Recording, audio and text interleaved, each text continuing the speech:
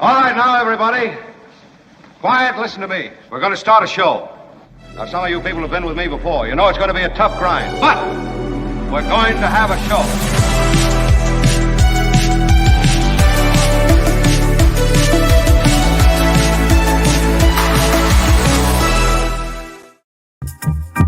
And good morning, all. Good afternoon, all. Good evening, all. Wherever you are, whenever you are, listening, taking us in, I welcome you. I'm Mark. Kim is here. Kim, how are you? Kim, how are you? Good morning. Yeah, and Albert is, I think Albert is sort of ailing a little bit. How are you feeling, my friend? I'm feeling good. I don't sound good, but I feel good. You don't sound great. Albert, thank you. Yeah, I am glad to have you in the mix, Albert, nonetheless. Albert has curated and prepared a perfect Friday Fabulous Florida that will air at the bottom of this hour. I got distracted a little bit by a hater, Albert. I'm sorry. Some kind of a drive-by hate in the chat, and so I... What? Yeah, that's why I'm a little late. My bad. I'm sorry. It happens. It happens. Avila and Shure on politics today in the 11 o'clock hour. And, of course, the Culture Blaster, Michael Snyder, joins us. We'll review all things San Francisco, Bay Area, California, and the world. And I'll tell you about that international podcast I did yesterday. So let's go. Yeah, I did that podcast with the guys from Europe.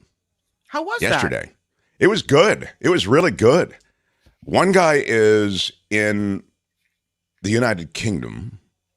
One guy is in France. And then one person, it's a woman, is in Los Angeles. Oh. And they bring them all together. It's a reminder that you can, do things internationally. Because of all the accents and stuff, it just had a nice international feel. I asked them if they could send me the broadcast, of course, and also, a piece of it, like downloadable so that we could run a little bit of it, just to give you a feel. It was about the environment and also about animal activism. And so we covered both those things. It was pretty tight, 35 minutes or so. I was pretty happy with it. So anyway, so that's the update on that. I guess yesterday at this time I was telling you I was going to do it. And that's the update. As I say, I'll, if it's worth it, I'll try to play a little bit for you in the days to come. The email was rocking with some emails that I can share with you. I've received a lot of positive letters. Yeah. Got a few emails about drops. Somebody was saying that, and I know this is a problem, that the levels on the drops are uneven. And that's absolutely true. They are uneven. What happened on KGO is that all the drops and all the sounds, music, whatever, stuff that was really hot, stuff that was really, it would all be compressed at the broadcast point. Isn't that, you guys will correct me or, fill it out if it needs to be filled out. Yeah. But essentially, by the time it got to your radio, it was compressed. So the sounds were corrected, if you want to think of it that way.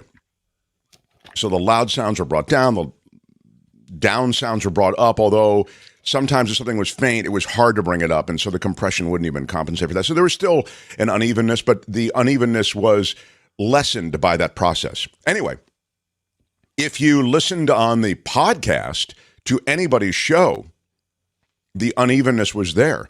That's still true if you listen to radio shows that are on iHeartRadio or whatever, because they're not compressed anymore. They come right into the podcast.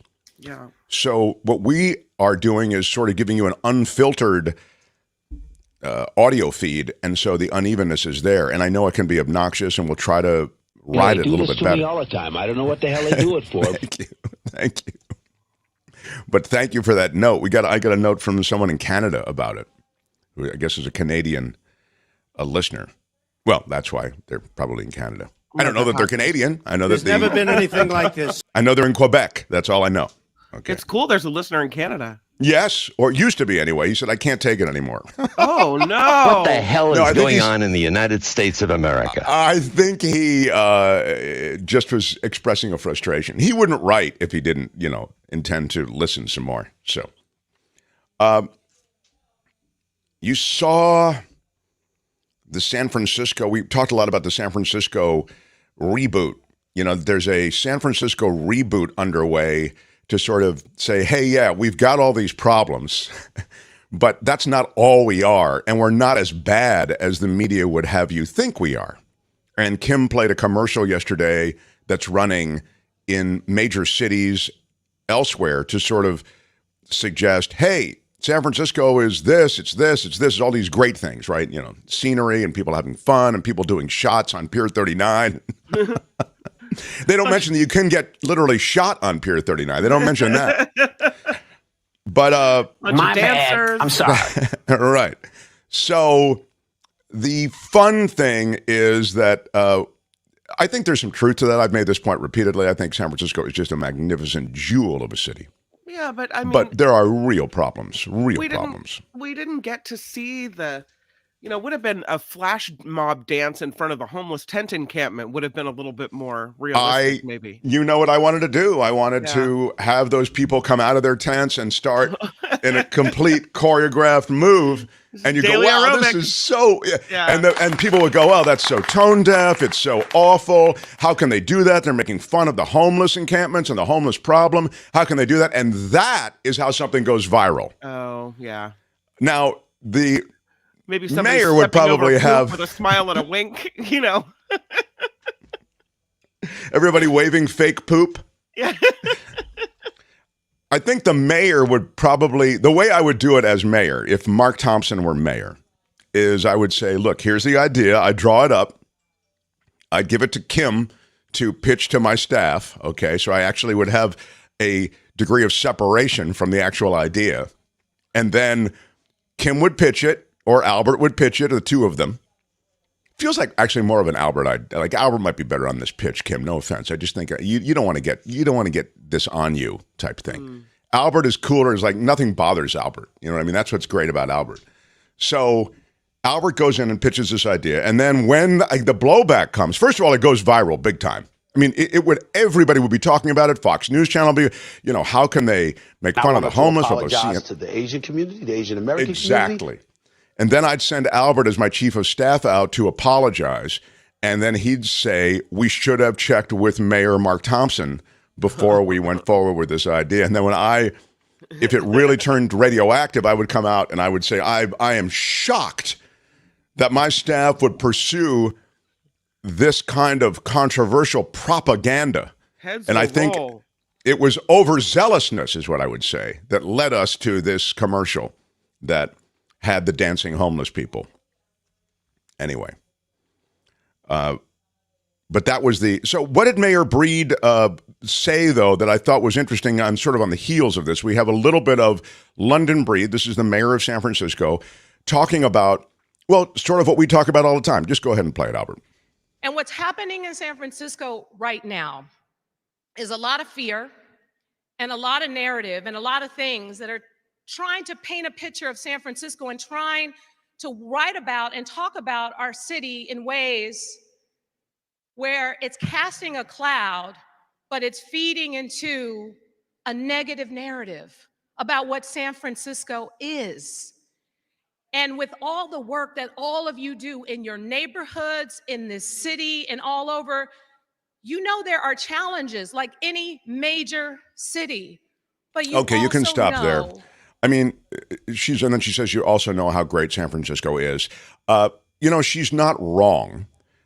The narrative has been picked up, and we feed it here, that San Francisco is a troubled city with, we talk about the doom loop, we talk about businesses leaving, crime increasing, and all of these things essentially feeding a caving of business and tourism in San Francisco. She's right about the fact that maybe that negative publicity has outpaced the actual objective reality about how bad things are, but things are bad. This isn't just people who are scared of a narrative. They're scared of real scary things that occur in the city, and it's driving people out. So, again, she's not completely wrong, but I think to somehow suggest, oh, this is just bad pub, and the reality is San Francisco is still the jewel it's always been. No, that's just not true. So if we don't talk about it, it's not really happening? Is that right? Exactly. I mean, that's, she's saying sort of what a mayor has to say, I guess, but it is just, to me, it's just a sign of the real uphill climb that San Francisco has to get out of this. The media is always going to jump on bad publicity, but when you have smash and grabs and violent crime and, the Pelosi residence is broken into and Pack Heights or what, it's just, come on. You've got a lot of stuff that you're having to lean in against. So, meantime, in the West, I thought this was an interesting sign of the times. The Mark Thompson Show.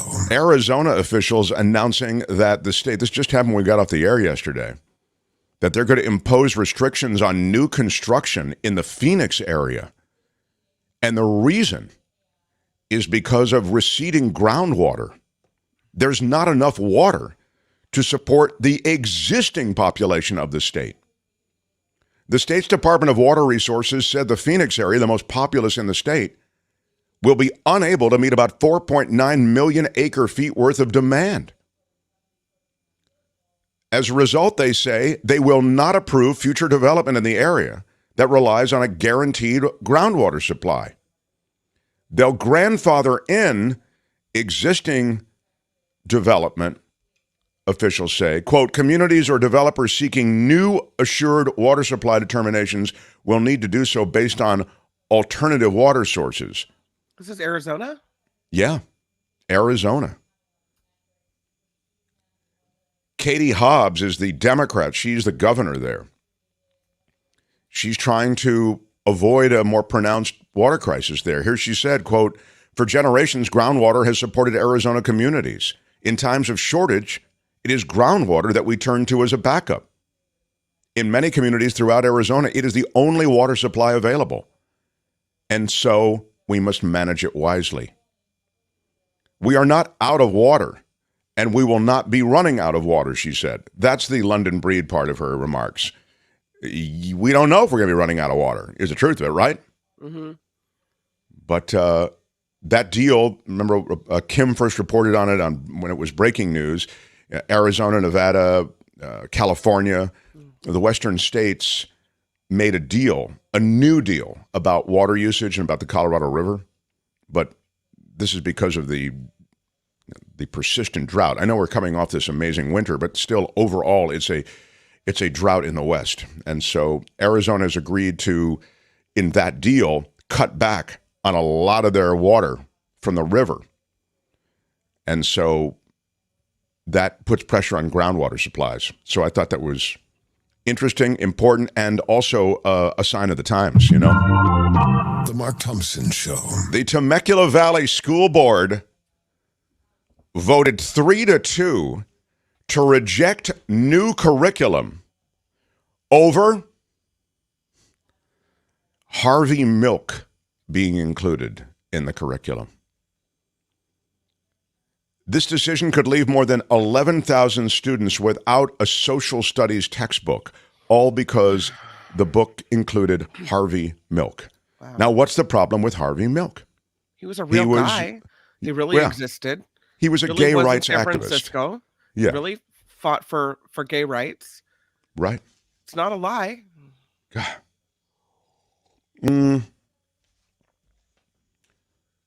We've never experienced this before. Oh, they actually said that. There's never been anything like this. Yeah, well, my God. There you go. Who knew? Well, correction and apology. Yes, we have. It has been done in correction. Florida's done it. When you say we, though, the Temecula Valley Unified School District has never done it. I mean, this is crazy. I've never heard of a top-performing district or any district withholding these materials, said Edgar Diaz, the president of the Temecula Valley Educator Association. School board members Dr. Joseph Komorowski, Jennifer Wiersma, and Danny Gonzalez opposed the inclusion of gay rights activist Harvey Milk in the supplemental material used by teachers, even though Milk is not in the fourth grade textbook himself. Milk, who was one of the first openly gay elected officials in the country, was also assassinated while he was serving on the San Francisco Board of Supervisors. I mean, that's not nothing. You know what I mean? You say it's not just, so his gayness gets him wiped away from the history. I mean, there was significant history here. And that trial itself, I think, would be enough to fascinate young people. But I'm also, I don't know that they're teaching this, to be perfectly honest. I really don't know, literally. Maybe, Kim, you know, because you have younger kids. If this is taught to, is this taught to kids who are in, third or fourth grade? I don't know. Well, I have a third grader, and I don't think they went over Harvey Milk.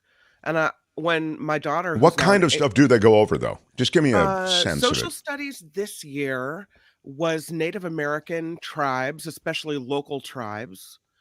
They talked a lot about that. In 8th grade, it's U.S. history, so it's a lot about the Civil War. I don't remember. Oh, 4th grade was the missions. That's when you make your mission project.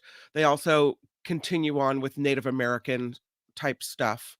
I don't recall Harvey Milk ever being discussed, but if that's a gap in my children's knowledge, I'm happy to fill them in. Sure. And I mean, your kids are lucky because you'll fill them in on probably that and many other gaps. I just think that it also falls to us to make sure that this stuff is covered. Now, I'm not saying that, a third grader should learn about, I'm unclear, and this might be another way to put it. I'm unclear as to what even the term gay or, homosexual or, sexuality generally. I don't know what that means to a third grader. I just literally don't know. My third grader, who is, kids are of different maturity levels. And I would say my third grader's on the lower end of it. He's still pretty naive about stuff. He knows that he has 2 gay aunts that are married and have 3 children. He's seen, on Disney shows, there's gay characters. He's been exposed to that. We tell them, love is love and it doesn't matter. So he's very aware that, some people love someone of a different gender and some people love someone of the same gender and it doesn't matter. Yeah. And he's on the lower end of the, maturity scale. All I would say is this, that you can characterize so many of these lesson plans as grooming, as somehow prevailing upon kids who are too young to understand the realities of sexuality and all this sort of thing.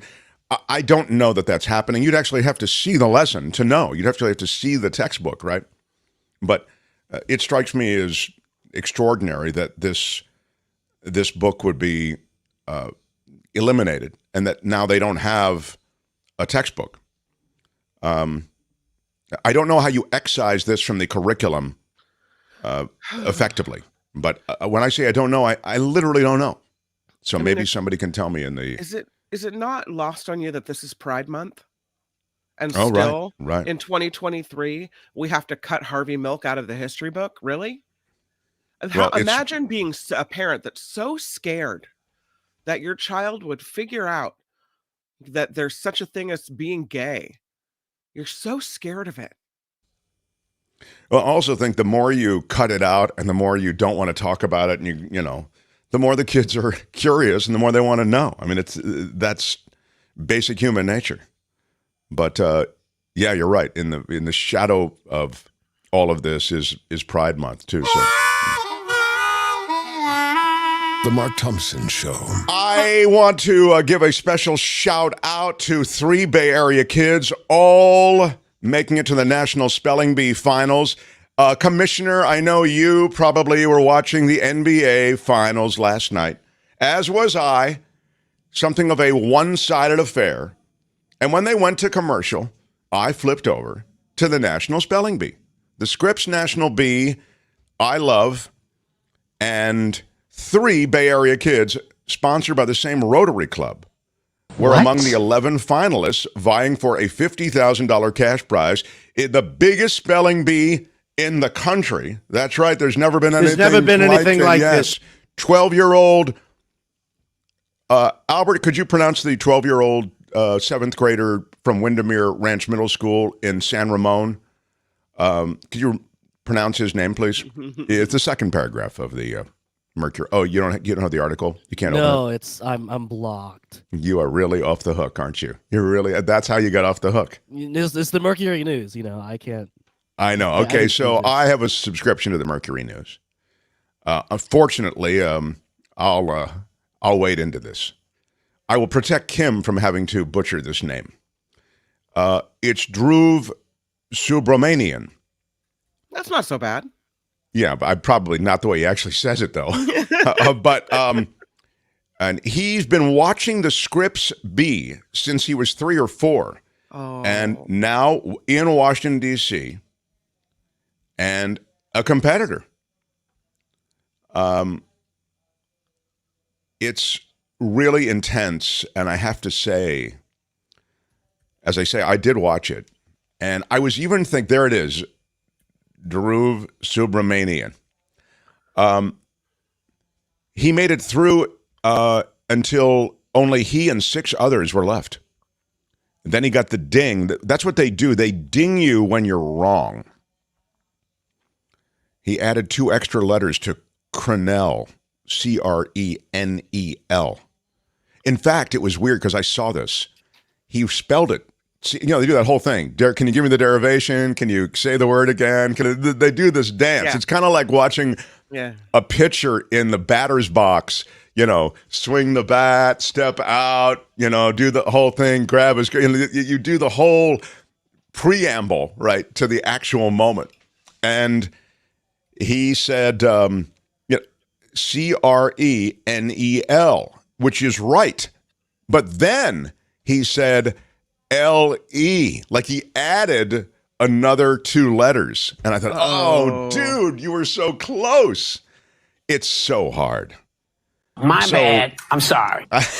So the one thing that they do that is cool is that there is a person there on this small panel of judges. The guy, the dude, says the word and he gives you the derivation and he gives you, it's, Latin from the blah, blah, blah, the definition and all this sort of thing. And then the woman there next to the guy is charged with telling them after they've been wrong, this is the finals now because you're down to very few people, how well they've done. And it's not just like a pat on the head. It's, you distinguished yourself in 3rd grade when you did this. And when you entered the science competition and you finished second, we knew you were going to turn into, it's a real wonderful way to tell these kids that you're proud of them and that they've achieved something extraordinary while also sort of excusing them from the competition. So it was, that's really lovely. Yeah. It's as lovely as it can be. It's as lovely as losing can be, and as disappointment can be.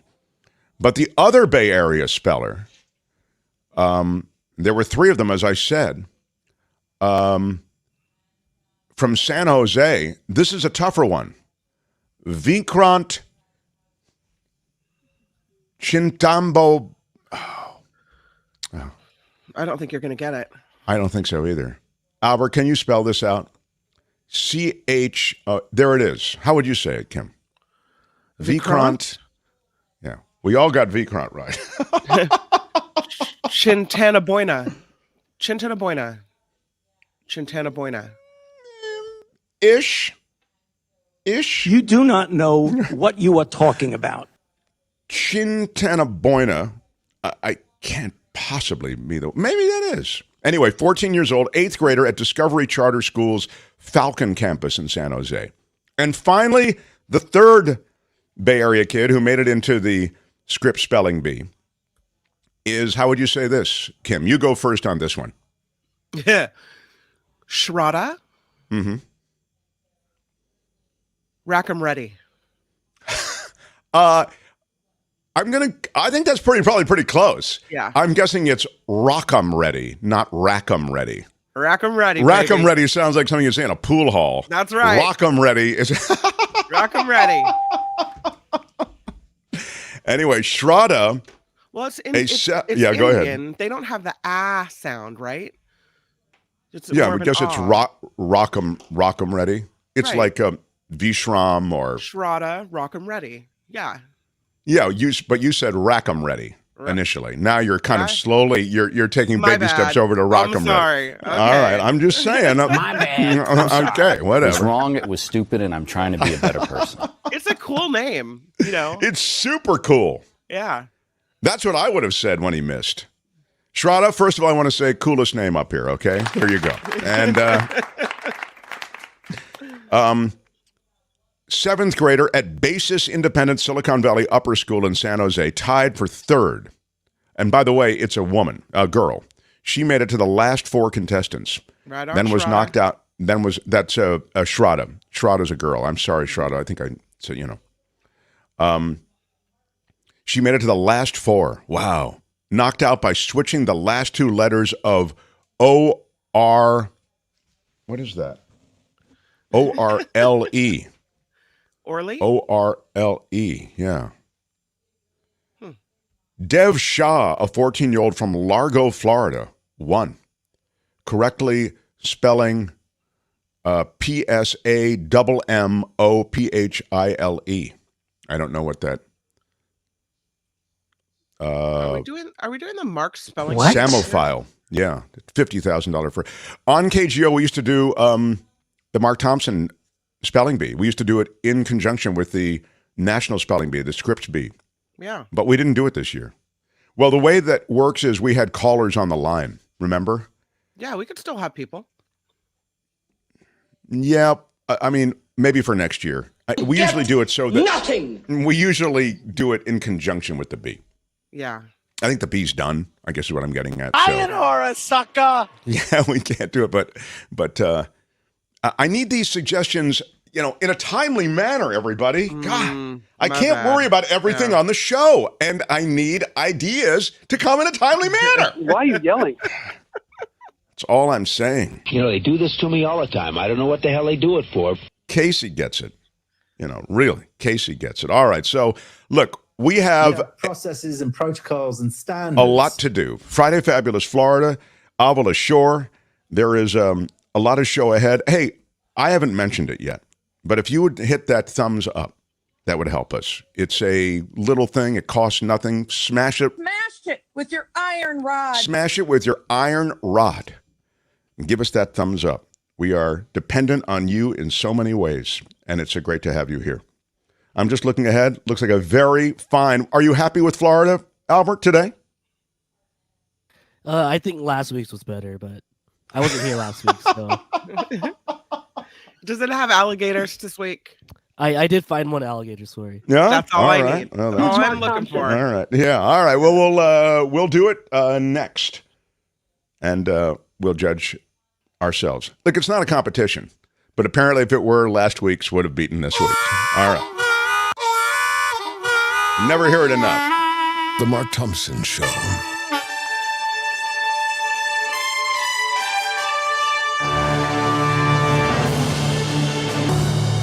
On the Mark Thompson Show, I'm Kim McAllister, and this report is sponsored by the very fine people at Tenuta Vineyards. Look at that wine flight, sippy sippy. That looks so good. Yesterday we didn't delight in this enough. So that's a wine flight, meaning that's a tasting of some of their wines. There's never been anything like this. Yeah, that's very cool. That is a lovely tasting, and I got a message from the people that did this tasting, which I will read to you in mere moments. But yeah, that's Tenuta Vineyards. Pretty nice. So let's talk about the debt ceiling, because we've got the debt ceiling bill passed by Congress, and now it's going to be the subject when President Biden addresses the nation this evening. The House passed the bill Wednesday. The Senate followed suit yesterday. Treasury Secretary Janet Yellen reiterating the full faith and credit of the United States must never be used as a bargaining chip. even though that's what happened. So we'll see what President Biden has to say about all this tonight. Officials in Davenport, Iowa say 3 people remain unaccounted for after this incident at an apartment building where it partially collapsed on Sunday. A special search team entered the building yesterday. They used live and cadaver canines. The city has paused plans to demolish the building. They were going to knock it down, even though there were still people unaccounted for. And so it looks like now they're going to proceed with plans to knock it down. There were protesters outside saying, "Find the missing." Customs and Border Patrol says medical personnel at a border facility treated a child's high fever but didn't send her to the hospital. A nurse practitioner reportedly denied multiple requests by the child's mother for an ambulance, but no, the child died while in the Border Patrol custody in Texas last month. Never was sent to the hospital. Geez, that's just incredible. That really is so sad. Amazon could soon offer low-cost or free mobile phone services to Prime subscribers. Bloomberg is reporting today the tech giant is in talks with multiple telecom providers like Verizon and T-Mobile. Amazon reportedly looking to be able to offer wireless plans for $10 or less per month. The Prime subscription service that offers 2-day shipping and video streaming has recently seen a slowdown in new memberships. That might get the memberships back up where they need to be. They're doing so many things aggressively in that space, in media and now in, communications, that is to say, with phones as well. Would you get your Amazon phone? I just went to YouTube TV. I'll let you know how it goes. Literally, it's my first day. It's not bad, yesterday. Right? Yeah. No, it's not bad. You have to get used to the way you navigate, and there are no channel numbers. No. Mm-mm. So if you want to watch, NBC Bay Area, you have to find it, or you know what I mean? It's a bit different. Yeah, it's definitely a search. You search for everything. Yeah. Florida governor. You have it. I didn't realize you had it. I don't have it, but I've sampled it. We can say. Okay. Florida Governor Ron DeSantis sidestepping questions about the pronunciation of his last name. Remember that debate we had about whether it was default or default? Yeah. The Republican presidential candidate was asked how to correctly pronounce his last name on Fox News on Thursday. He answered saying the correct way to pronounce his last name, winner. Axios noting DeSantis has himself used 2 different pronunciations for his last name in the last couple of weeks since announcing his bid for the White House. During his first week, he announced it as DeSantis. Right, I heard that, DeSantis, right. Yeah, before switching to using DeSantis during interviews. So is it DeSantis or is it DeSantis? Or is it winner? I don't know. Wow. Hey, do what you got to do. Yeah, where my weed smokers at? California is a step closer to legalizing Amsterdam-style cannabis cafes. Where are my weed smokers at? Yeah. You will be able to consume the herb in a social setting. The state assembly approving the bill yesterday by a vote of 64-9. That's California. It now heads to the state Senate. The bill's author, Matt Haney of San Francisco, says it'll boost tourism and help the state's struggling legal cannabis industry. Alcohol consumption wouldn't be allowed at these cannabis cafes, but Haney says there is no good reason from an economic, health, or safety standpoint that the state should make it illegal to enjoy cannabis while sipping coffee and having snacks with friends. But the bill faces opposition from major health industry groups who argue it would turn cannabis establishments into restaurants and expose workers to the smoke. I don't know. Anybody gotten high before with Matt Haney? Just asking. Anyone? No. He's behind this legislation. I'm just wondering. But that's really the next step in, I think having it more socially acceptable.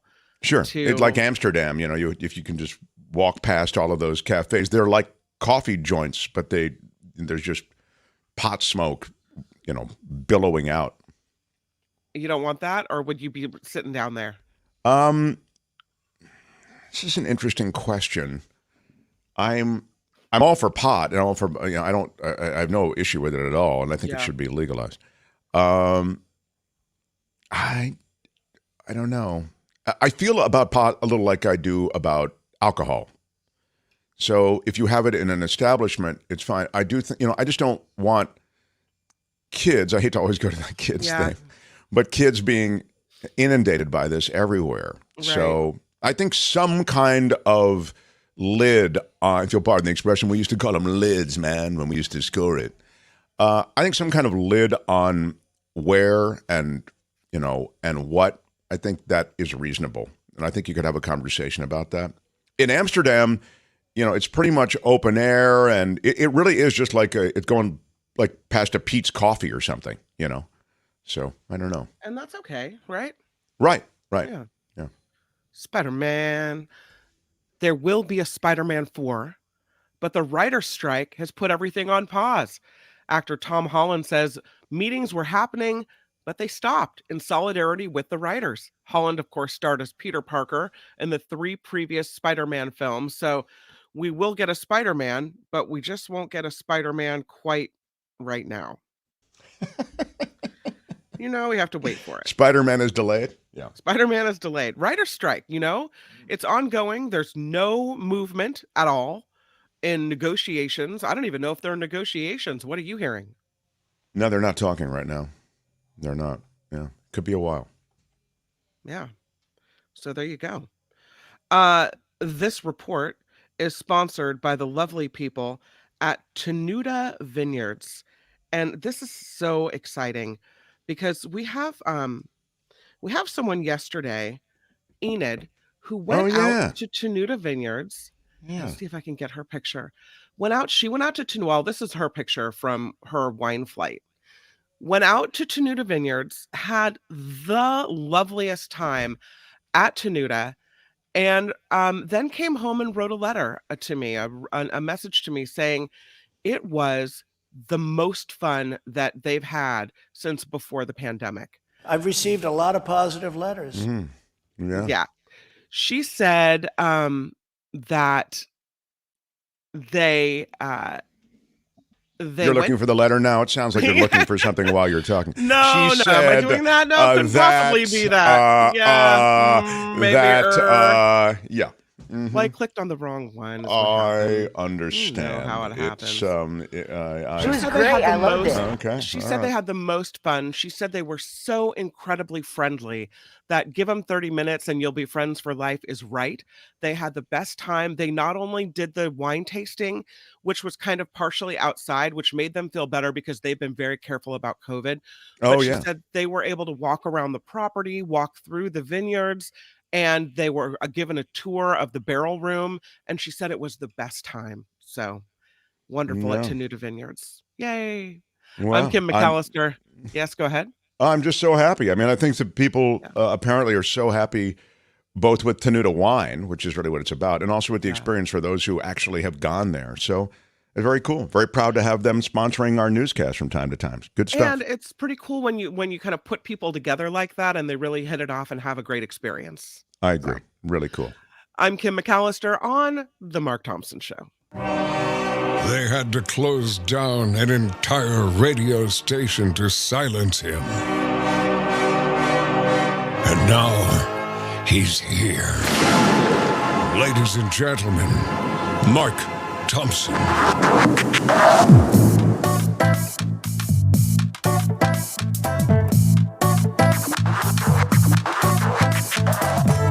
I've come from regular stock.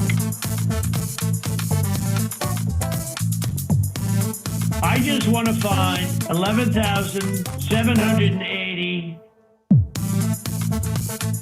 Did you really just do that? ABC knows that I feel like this. I've told them. It had nothing to do with them. May the Spirit guide you in wisdom and grace. How would you handle this? We could try ignoring it, sir. It was great. I loved it. 60% of the time, it works every time. Can you let him finish, sir?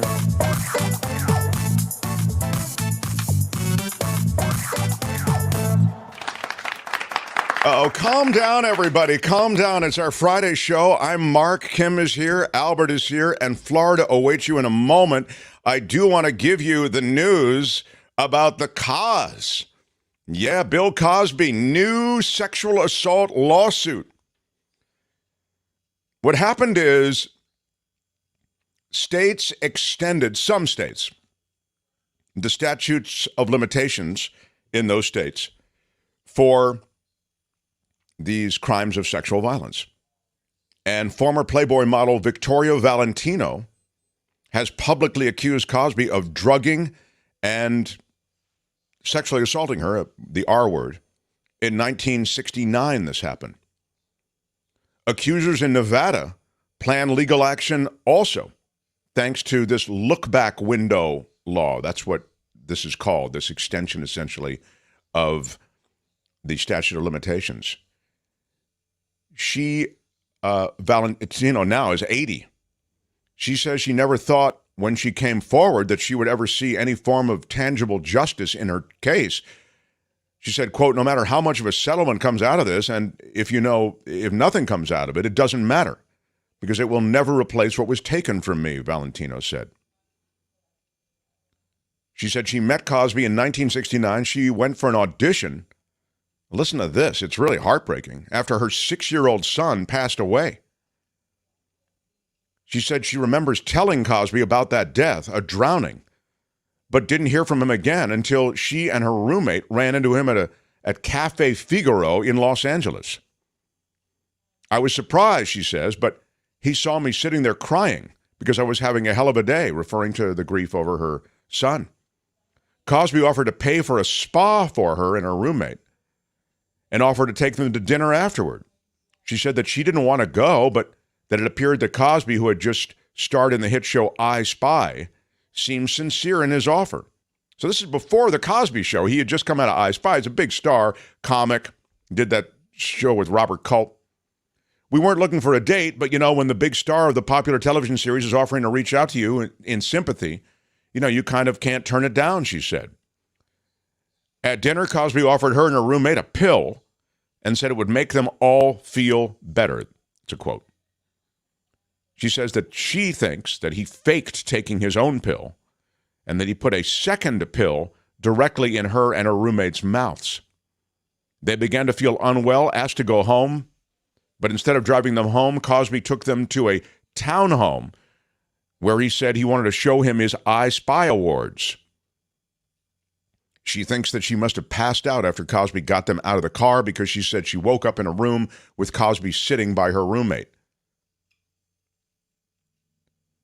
This is a quote. He looked like he was getting ready to pounce on a little mouse. And then I saw a bulge in his pants and I knew he was going to the R word. While she was unconscious, I just felt very protective of her and I tried to distract him. She said she began grasping at Cosby, who was out of her reach, and that she couldn't quite form words in her state. Cosby then came over to her, she said, seemingly angry at her attempts to stop him. Valentino said that when she stood up, she immediately felt her legs collapse beneath her and ended up kneeling in front of Cosby, who was on a love seat. Cosby then orally and vaginally R'd her, according to her retelling of her lawsuit. The reason I'm not using the R word is because it gets us struck, and I'm already in detailing these. I guess YouTube doesn't like that word. Huh? We're already being struck in so many ways. I was demonetized yesterday because we ran that San Francisco song in the new spot. Yeah. So at some point, I'm just losing so much. So it's ridiculous that I can't say the word. Yeah. Because it's exactly what happened, but it's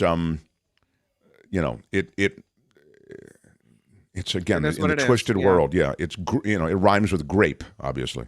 Yeah, it's awful.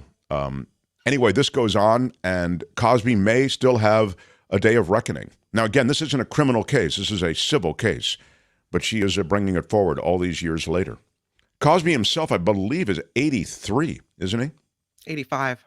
85. Wow, there you go. Anyway, that's the latest on that case. The cause, not a good dude, is maybe going to pay a price. We'll see.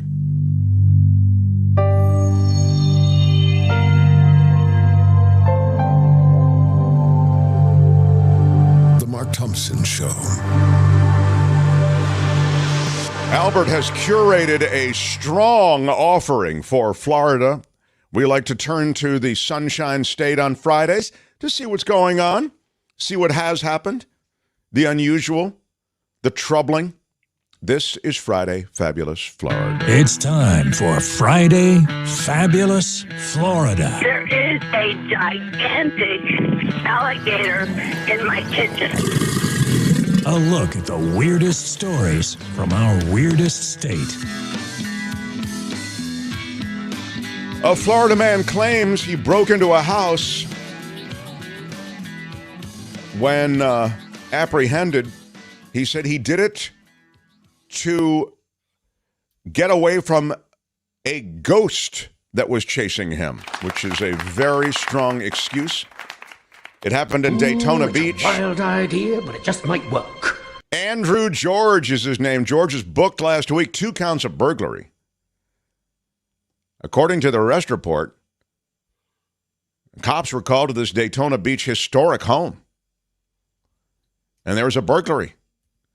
They found a guy, identified later as George, laying on his back on the front steps of the home, covered in blood and crying out in pain.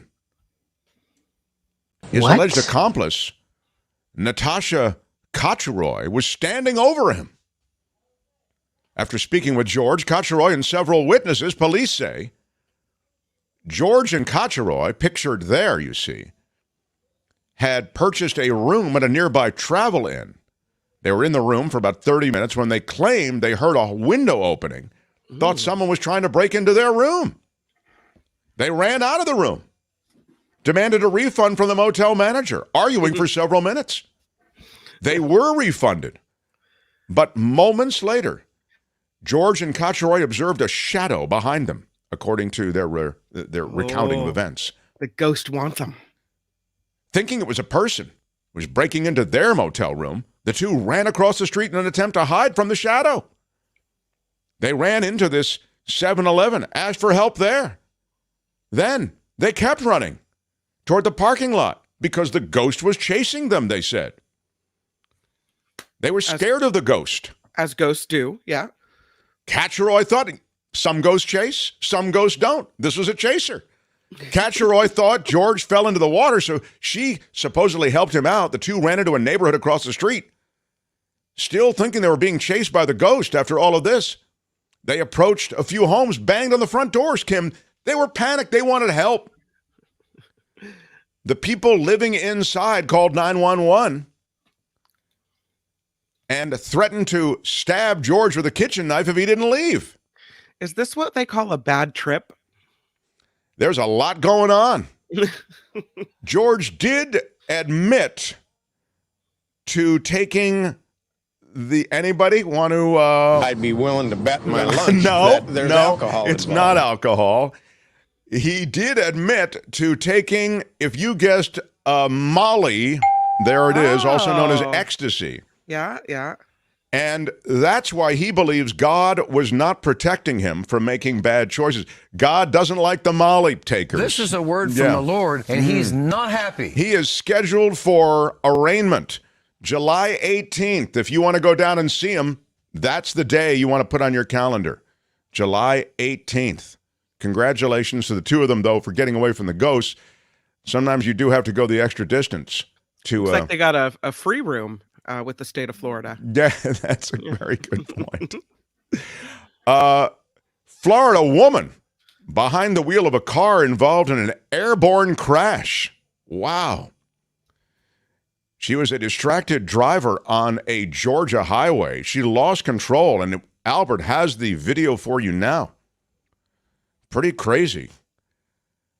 The Georgia State Deputy's body cam actually is what you're seeing now. And you'll look at that. Oh, goodness.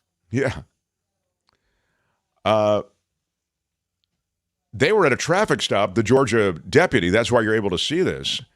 And you can see all the... Yeah. She went up the ramp of the tow truck. Yeah.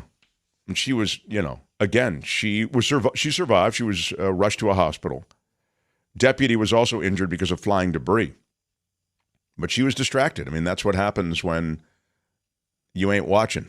You know? Looking at your phone, all of a sudden you're going up the ramp and flying through the air. Yeah, that's the phone is the least of the problems. A Florida man poured gas on another man and lit him on fire, everybody. That is a very strong Florida move. He was arrested, you'll be happy to know. Hillsborough County Sheriff said the whole thing happened as a result of, if you guessed, an argument. Really? An argument? I thought it sounded like a family reunion. Mobile gas station is where the whole thing happened, on 22nd Street in Tampa. You know where that is, just down the street from the Whole Foods and the Publix. Earl Hargrove Jr., 34, one of the men in the argument. After the confrontation, he purchased some gasoline from the pump, then allegedly poured the gas on the victim before lighting him on fire. I mean, the victim was taken to the hospital. He's got life-threatening injuries, though. Hargrove charged with first-degree attempted murder and aggravated battery causing great bodily harm. No bueno. Meantime, on the other side of Florida, there is this. 2 women beating up a boyfriend that they shared, I guess, sister wives, when they found out that he had been playing around on them. Oh, what? So Yeah. they didn't. This is the moment they're made aware of each other. Yeah, it seems as though that's right. Yeah. Yeah. I don't think you should apologize for how you feel. Right. Well, they were making it clear how they felt. I don't know if I feel bad for this guy. I mean, you know. Oh, I see. You think he had it coming to him. I think it's possible. 2 women in Miami, they battered their boyfriend for being unfaithful. One of the women is pregnant. Oh. Yeah. They got into a verbal dispute, hit their boyfriend, whom they unknowingly shared. Yeah, one of them is pregnant, and the other one, they live a cop. together. So. Oh, I see. One of them is a cop, though, right? Yeah, I think Perez is the cop. Right. Anna Perez, she's 34. She's a cop. And the pregnant woman, Mila Zuluaga, 35. That's the whole threesome. The report, I'm talking about the arrest report, said that Perez, again, that's the cop, was in a relationship with the man, and Zuluaga lives with him, as Albert says, and is 7 months pregnant with his child. Well, she's pregnant at home, and what's he supposed to do? Hang out with her? He's out there, trying to make something happy happen. I guess so. Get his happy on. Of course, they go to the cops. If somebody's a cop and they're involved in this, they go to the police, the chief police. The cops have to come up with a statement like, "How can you be involved in this lawlessness?" And this is the statement. Quote, "I'm disappointed by this officer's actions. We were held to a higher standard of conduct on and off duty. Although this officer was off duty, her behavior was unacceptable and it goes against the core values of our department." So the man, I guess, will press charges. So, is that her? That's the cop? Yeah. She's kind of attractive. But maybe, that's one of them. I have the picture of the other one too, and I'm not sure which one is the pregnant one, which I don't know. But I think the pregnant one gets to keep him. Isn't that the rule? I don't know. Do they have other rules for these things? Well, I don't know. But I do, if you could work it out, I'd like to send a card when the newborn is somebody's stuck with welcomed that guy. into the world. Here's the other lady. So that's one. I think that's the officer. Here's the other lady. They're both quite attractive, if I can say that. Yes. So I know I'm not politically correct to say it, but I found them both attractive. So congratulations. Good on him. Once the bruises heal, I think he can be very happy with one or the other, or maybe both. Who am I to say? I'm not a judge of that sort of thing. Florida man is caught and hospitalized after running from deputies, and he escapes a second time. Timothy Talmadge, 33, facing charges. Here's what happened. He first evaded, but was eventually caught by law enforcement, put into a hospital, and then escaped the hospital just hours later, everyone. You know? The heart wants what it wants, and he wanted to escape. Yeah. There he is. Yeah. Deputies reported the 33-year-old Timothy Talmadge ran from them, got away. He was a wanted person of interest in a robbery investigation, had active warrants at the time. What a surprise that is.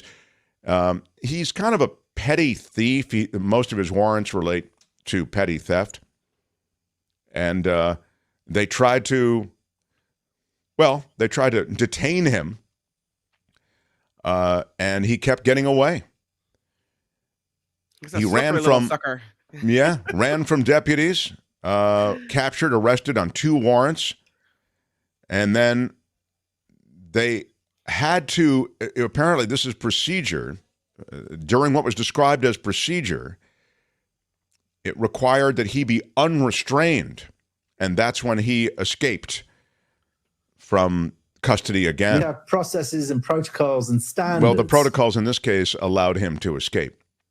So they got him back, and he faces pending charges from multiple agencies, Lakeland Police, Lake Alfred Police. So he's got a good deal of legal time in the courtroom still ahead of him. The MMA fighter Mike Dragic wrestles a 10-foot alligator. Right, Albert? This really happened. Outside of a Florida school, it was a moment that was caught on video, and Albert, I believe, has it for you. He initially tried to grab the alligator by the tail, but when it was unsuccessful, he hooked it with a catch pole and got it contained with the help of fire and rescue workers. So he didn't, the stupidity of wrestling an alligator is clear. And once that was made clear to him, it took real wranglers to, this is just, I don't know what this is, a publicity stunt? There he is. The blue-collar brawler, he calls himself. So he wasn't trying to save anyone. He was just messing with this animal. Yeah. He has a 2-2 record in 4 amateur MMA fights. I don't know. Albert, was this an arranged thing, or was there an alligator at the school and he tried to pitch in? Just happened to be an alligator at the school. Okay, so it wasn't an arranged thing. It wasn't a publicity stunt. No. Okay, so he did try to help Kim. Okay. That makes me feel a little better. Yeah, me too. He said, I felt like Batman trying to help get this alligator away from the school. Wow. And finally, Albert, you like the underwater? What do you like? Probably, yeah. Probably, yeah. Yeah. A Florida man living underwater won't resurface even after he breaks the underwater record. What? He's going for it, man. He's in it to win it. This is Key Largo, Florida, a university professor breaking a record for the longest time living underwater without depressurization. It just happened this weekend. Joseph Deturi's 74th day residing in Jules Undersea Lodge, situated at the bottom of a 30-foot deep lagoon in Key Largo, wasn't much different than his previous days there, since he submerged March 1st. Dr. Deep Sea, as he's called, ate a protein-heavy meal of eggs and salmon prepared using a microwave, exercised with resistance bands, did his daily push-ups, and took an hour-long nap. The lodge does not use technology to adjust for the increased underwater pressure, Kim.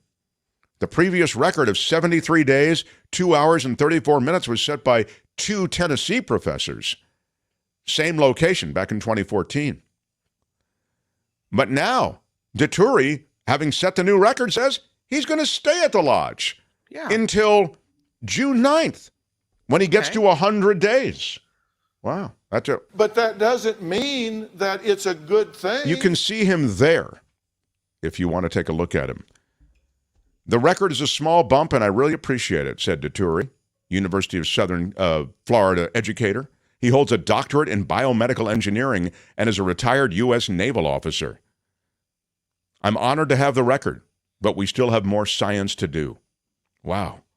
Pretty impressive. And that is Friday Fabulous. Oh, we have to pick a favorite, right, Albert? Oh, you do, yeah.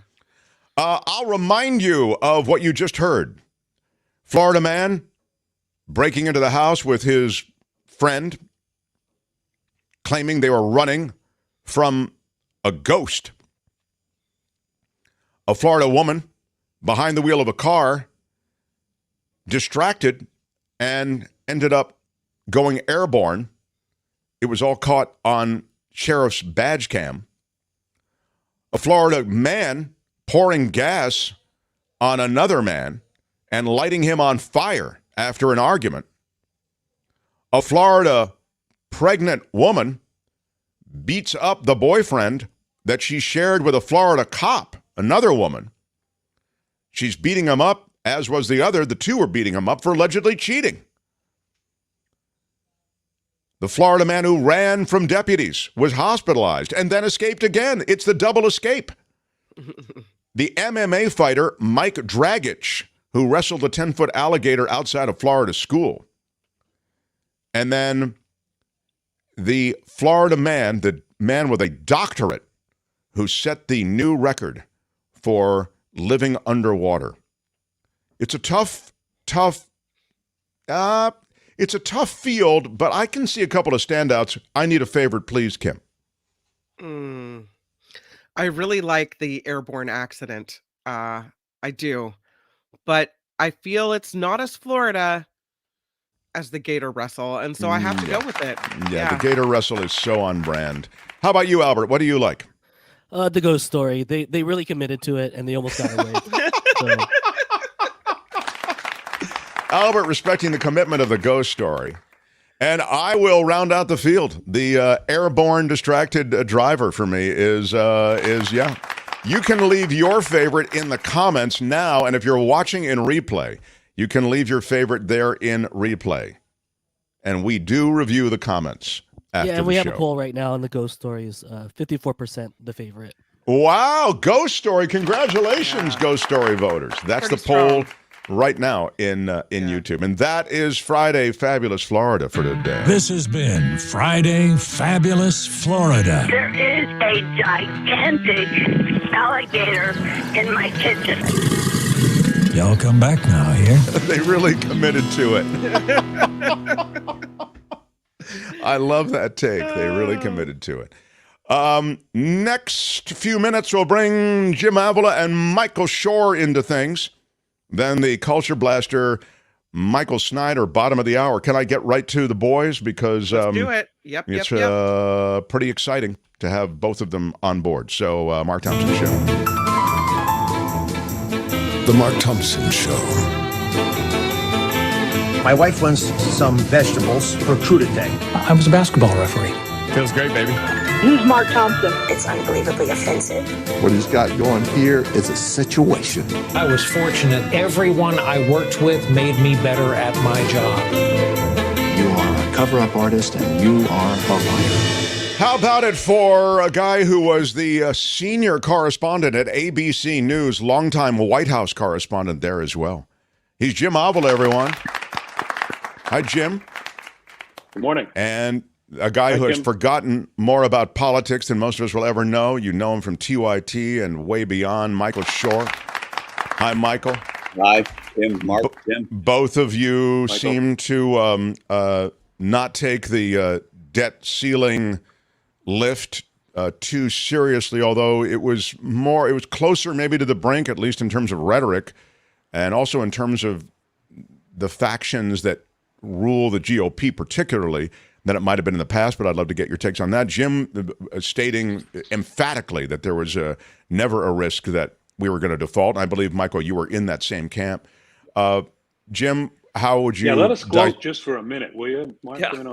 Yeah, you guys, Because all over the media, media, we had this drama and this, it's going to end, and we're going to have all this terrible stuff, and the right wing is taking us over the cliff.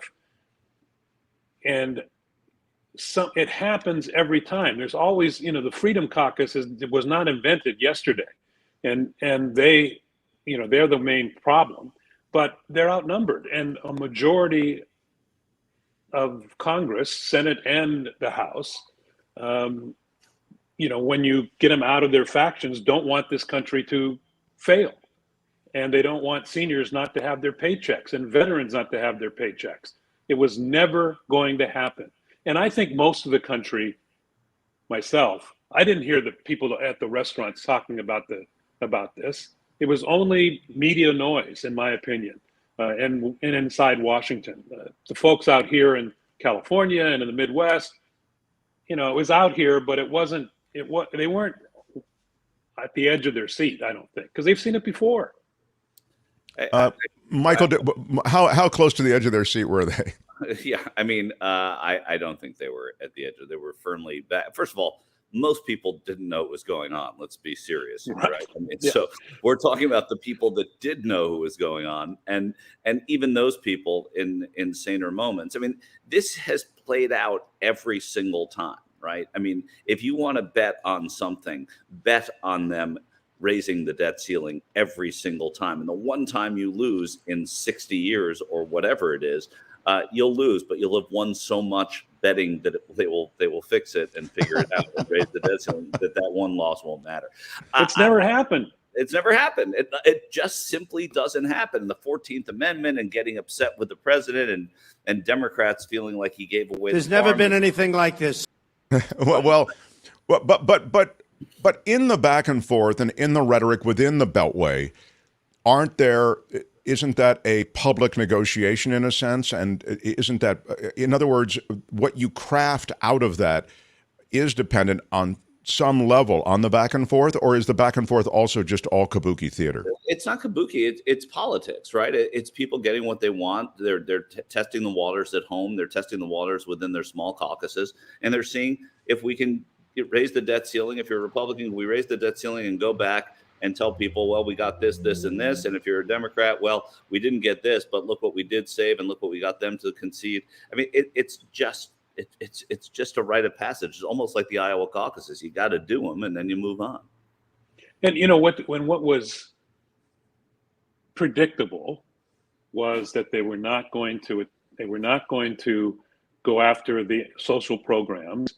Even the victory by the Republicans to require work requirements for some people who get food stamps was really nullified by other things that the Democrats got in that same thing. So there was really no attack on social programs. There was an attack. There was no successful attack on social programs. That's great. Unfortunately, go ahead, Michael. No, I was saying it was space for that rhetoric too. Yeah. But unfortunately, what was not addressed and continues, I mean, Lindsey Graham didn't vote for this package because of defense spending. He wanted even more. And, defense spending needs to be looked at. And look, I want to be safe too, and I support the military, and I'm glad we have all these amazing things that protect us. But the waste and graft that comes from the defense industry has to be addressed. 60 Minutes did another piece just recently, 2 or 3 weeks ago, where they showed that parts that were being sold to NASA for X amount were being sold to the Defense Department for 10 times or 100 times that amount, and that's not an exaggeration. And that has to be addressed, and no one will do it. McCain used to do it, not totally successfully, but he used to at least raise it. And there's nobody there. Lindsey Graham, wants to make himself look like he's strong when he's not. And so he continues to inflate defense spending. And that, if we could get a hold of defense spending, these social programs, including additional social programs that would help people, that would bring them out of poverty, could be passed with the same money. Yeah, the defense budget is a national shame. I think it's an embarrassment, and it's grotesquely blown up. Here you go. Karen says the defense industry takes half of our GDP, and yet our military families have to go on food stamps. Go figure. Yeah, and this is the other thing that she said. I heard on Hannity that they all were upset that they could not defund the IRS. I never heard that, but hey, it's the IRS. Who wouldn't be for defunding them? Well, the part of the IRS I thought, and at least this is the way it was characterized, that was being defunded or sapped of funds was the part that was associated with enforcement on the higher earning Americans. Is that kind of the arithmetic that was being done? I mean, that's what they were looking to do on the Republican side, was to stop the enforcement and stop and reduce the number of audits that were going to the wealthiest in America and a lot of the corporate companies and shell companies particularly, because it takes manpower or human power to do that. And they said, well, if we can cut that, it's too much waste, then we won't have to worry about those people. And you have to also realize with something like this, there are 535 people in Congress, 435 in the House and 100 in the Senate. Getting them to agree perfectly on all of it's never going to happen. And that's why it's a negotiation. That's why it's sitting down and going through these things. And what's interesting about each fight is the sort of the tenor of it and the demeanor of people we haven't seen. We haven't seen Speaker McCarthy in these negotiations before. We haven't seen President Biden in these types of negotiations, though he was in the Senate and such a creature of compromise that we knew a little bit about how he'd operate. So I think that was what was most interesting. And that's what is most interesting about these fights. How it ends up is usually they raise the debt ceiling. Some people get what they want. Some people don't get what they want, and then they go home. As far as defense spending, it's tough because of those 535 people, all of them have the defense industry in their districts and states, and getting them to vote against it means you're voting against jobs, you're voting against retail, you're voting against travel, you're voting against all the things that go in place when we've talked about that in this space before. So it's tricky, it's upsetting. Karen's right, Jim's right, we're all right about that. But getting it done, there has to be another method to it because the Congress is never going to do it in a big blanket way. But here's the problem with that, Michael, is that cutting waste, cutting how much a part for the whatever it is, latest plane, cutting the waste on that, the cost on that, shouldn't eliminate jobs. No, what you're doing. Yeah, that's true. And what you're doing there is cutting waste. You're not cutting programs. And while some of these programs may deserve to be cut, at least start with going after defense contractors who are gouging the American public. And I don't see why, I see why, but the argument that it's going to lose jobs in their district is one they use as an excuse. The real reason is because they're going to lose money from lobbyists and all the money that's coming into their campaigns from these defense contractors.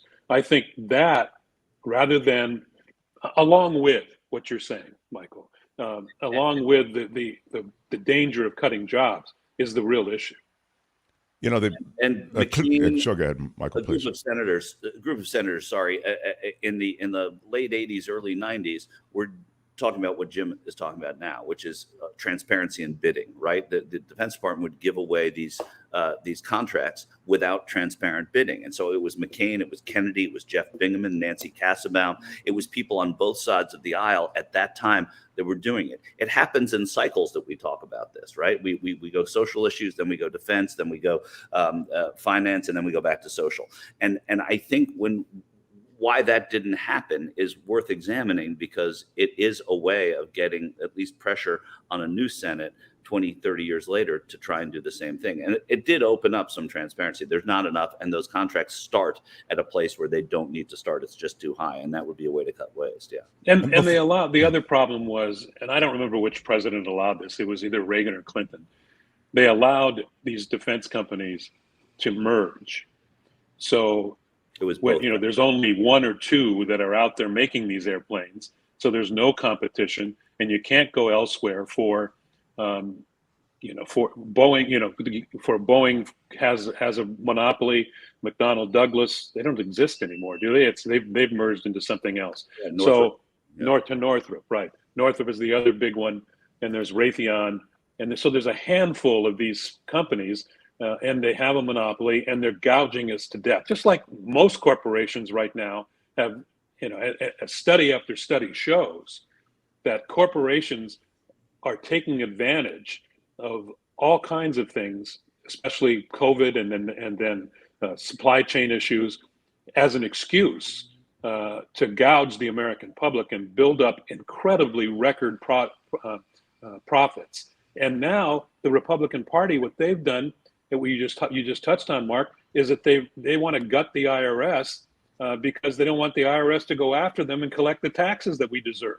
And it's ridiculous. And the only way this is going to change is if people take their votes seriously and vote in their own interests and not in corporations' interests.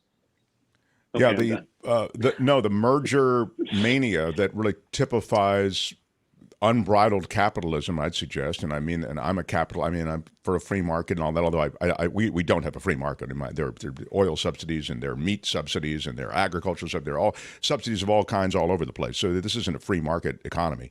But there are parts of the economy that are free-ish market. But anyway, that said, this merger mania, of course, leads to what you're talking about, which is price gouging and your inability to shop it. And I think it is being realized. I'm hearing it talked about, some of what Jim is mentioning, more and more when it comes to military contractors. Now, I don't know the solution. As you say, they've bought and paid for their government, so I don't know that there'll be any resolution. But you're making such important points, which is that there's really no other way to shop for a better price because of all of these mergers. The last thing I would say on military budgets is, just because we get into this thing, it's percentage of GDP and all the rest, and I'm seeing it in the chat. Well, it's this percentage of GDP. Look, if you look at discretionary spending in the United States of America, the military is the greatest chunk. I mean, it's over 50%, I think 53, 56%, whatever it is.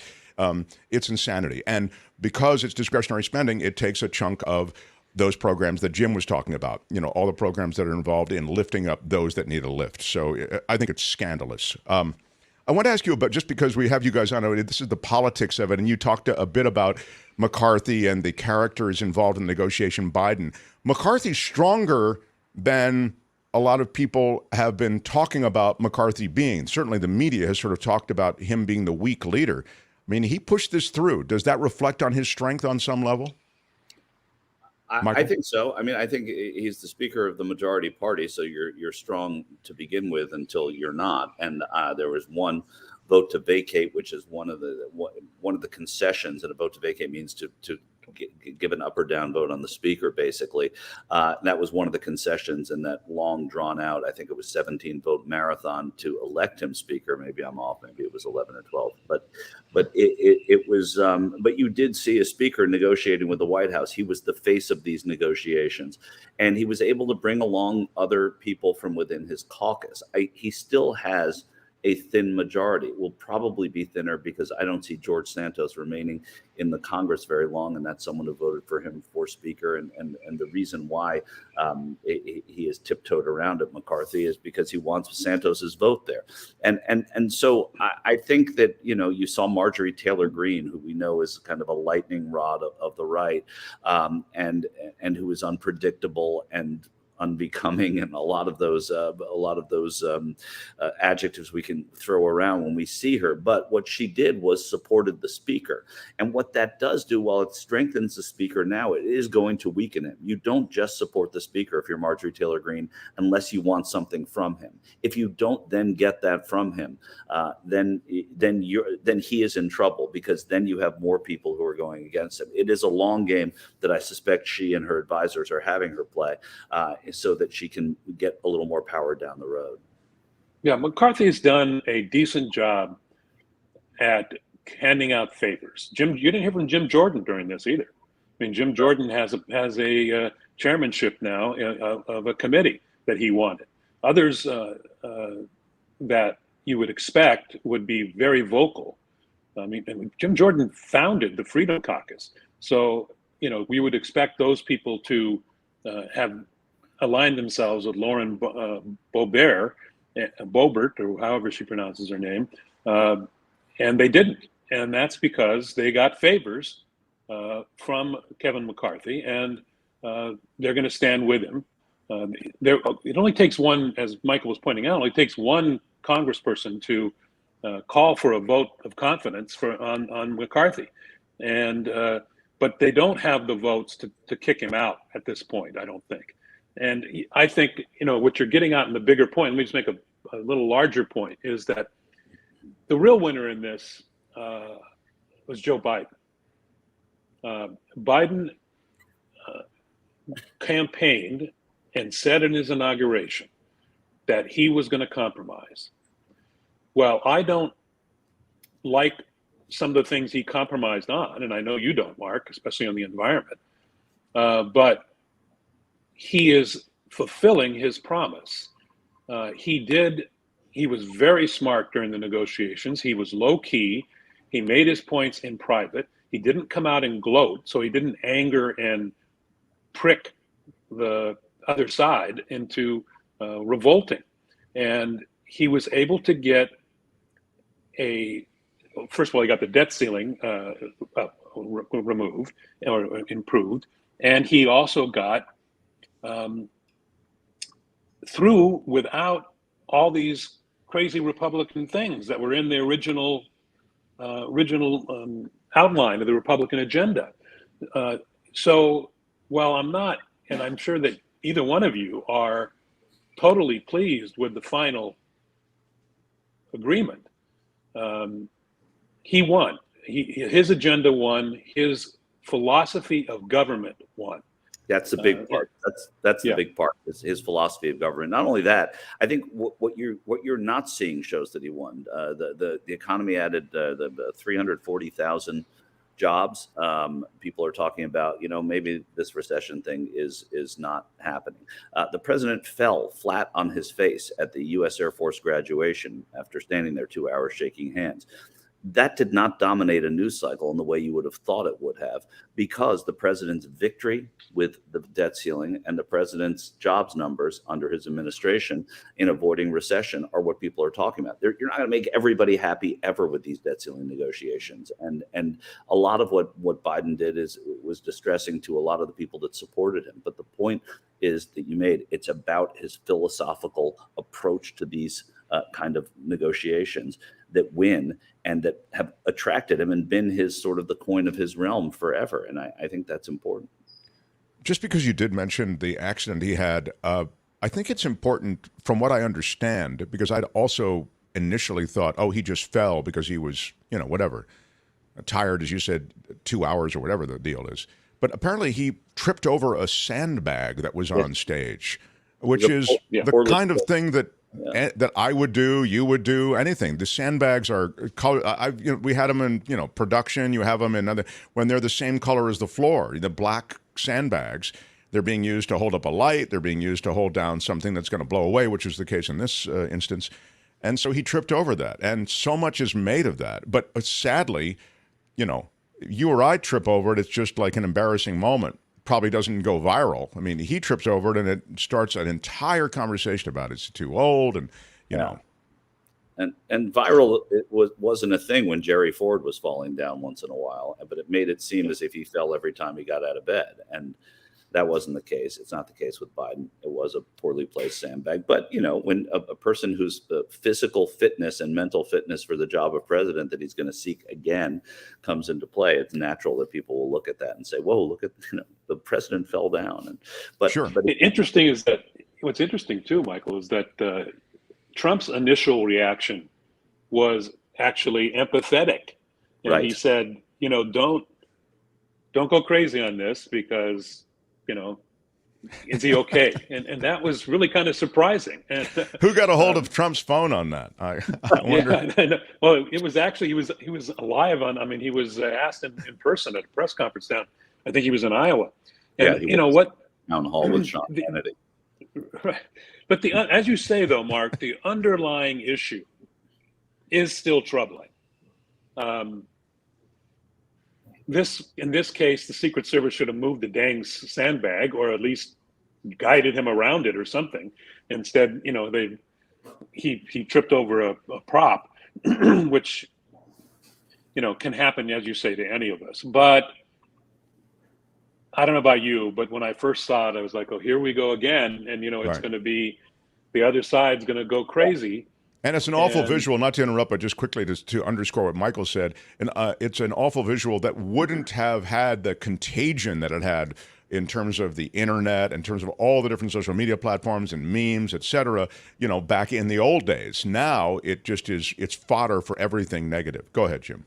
And also because the other presidents, I mean, if you compare him, to Barack Obama's vitality, it's difficult to see. Even George Bush running, George W. running all the time. Both Bushes running all the time.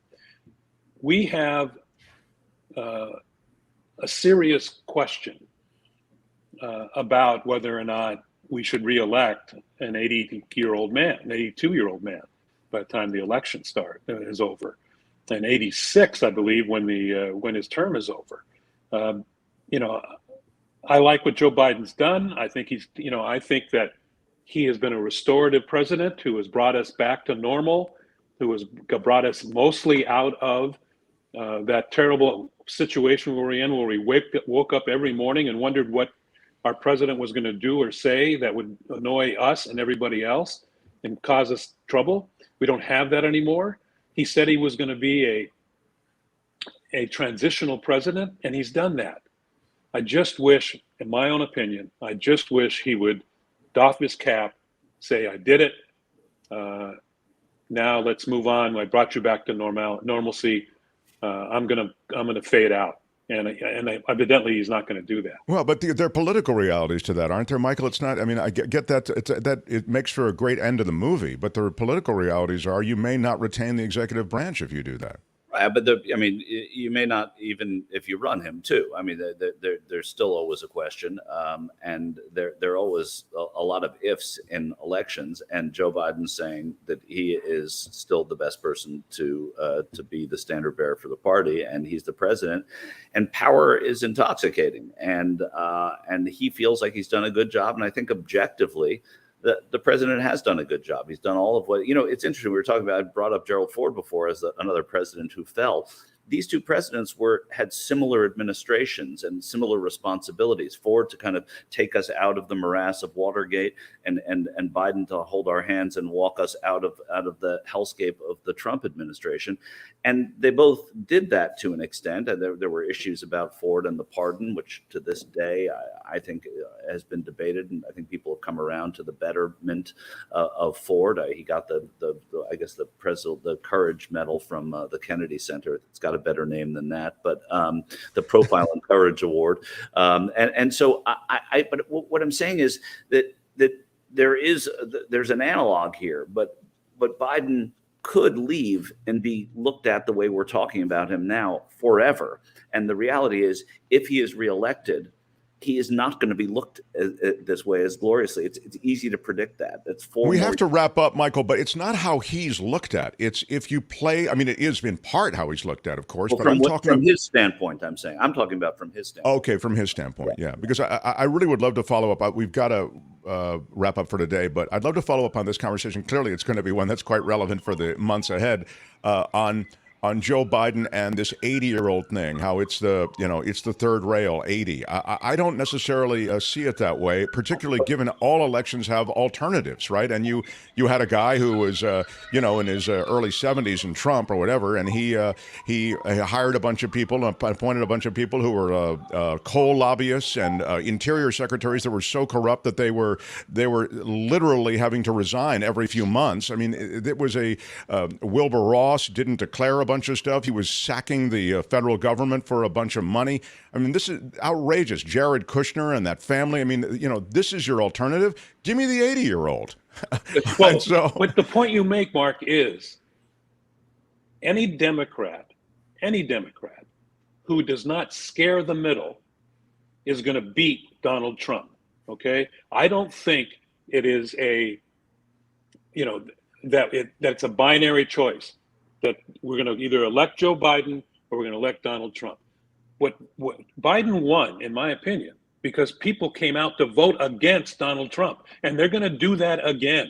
Right. No matter if Joe Biden is the guy or if Amy Klobuchar is the person, or somebody in that middle lane of the Democratic Party takes over, and there's a lot of them, Sherrod Brown, and I can go through the list. There's a lot of people who are qualified to do that who are not going to be 86 years old by the end of their term. And that's my point, is that they're going to vote against Trump no matter who is in the Democratic line. There was a poll this week. I know you've got a culture blaster. We'll get out of here. But there was a poll this week that was very telling. It's Democrats, right? It's Democrats who are dissatisfied with Biden that don't want him to run. To a person, all of them said that they would vote for him in a heartbeat against Trump. These were progressives. These were young voters. These were older voters who say enough with Biden. He shouldn't run. It's too old. And they all said they're going to vote for Biden against Trump. And that sort of buttresses what Jim's saying. Yeah. Well, we'll talk more about it, as I say, but I so appreciate you guys weighing in. And the nation lives with the debt ceiling lifted. Exactly. And your predictions come to pass. How about it? Jim Avila, Michael Shure. See you, gentlemen. Thank you. Ladies and gentlemen, I'm Shadow Stevens. This is the Mark Thompson Show. Keep it to yourself.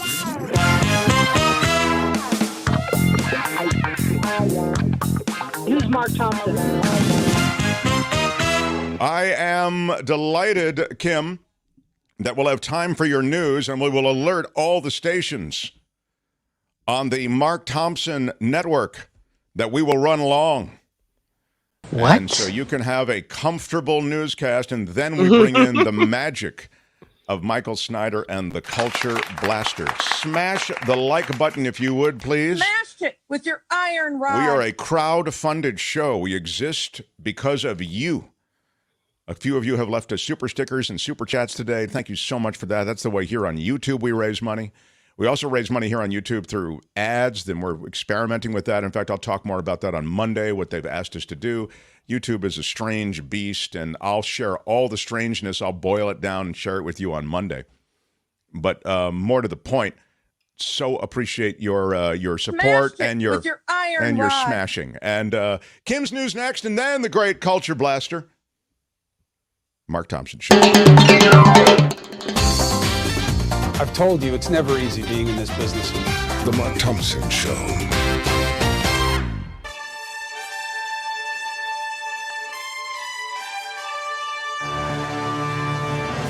On the Mark Thompson Show, I'm Kim McAllister, and let us begin with President Biden. Looking pretty good in that Corvette. Oh, it's a major announcement. Look at that. You want to step in on that, Mark Thompson? I'll do it in a moment. You finish your newscast, and we'll get to it. Thank you. President Biden is set to formally sign the debt ceiling bill after it reaches his desk. Yes, indeed. He will also speak to the nation this evening about the bipartisan agreement passed by Congress this week. The package raises the debt limit, and it caps federal spending for the next 2 years. A new report says...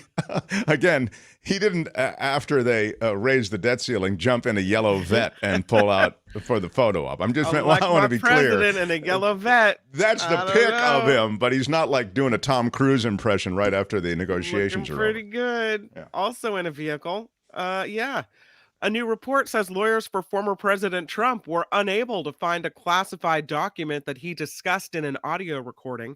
CNN reports that in this recording obtained by the Justice Department, Trump acknowledges holding on to a classified document regarding a potential attack on Iran, but is aware, according to the audio, of limitations with him being able to declassify records.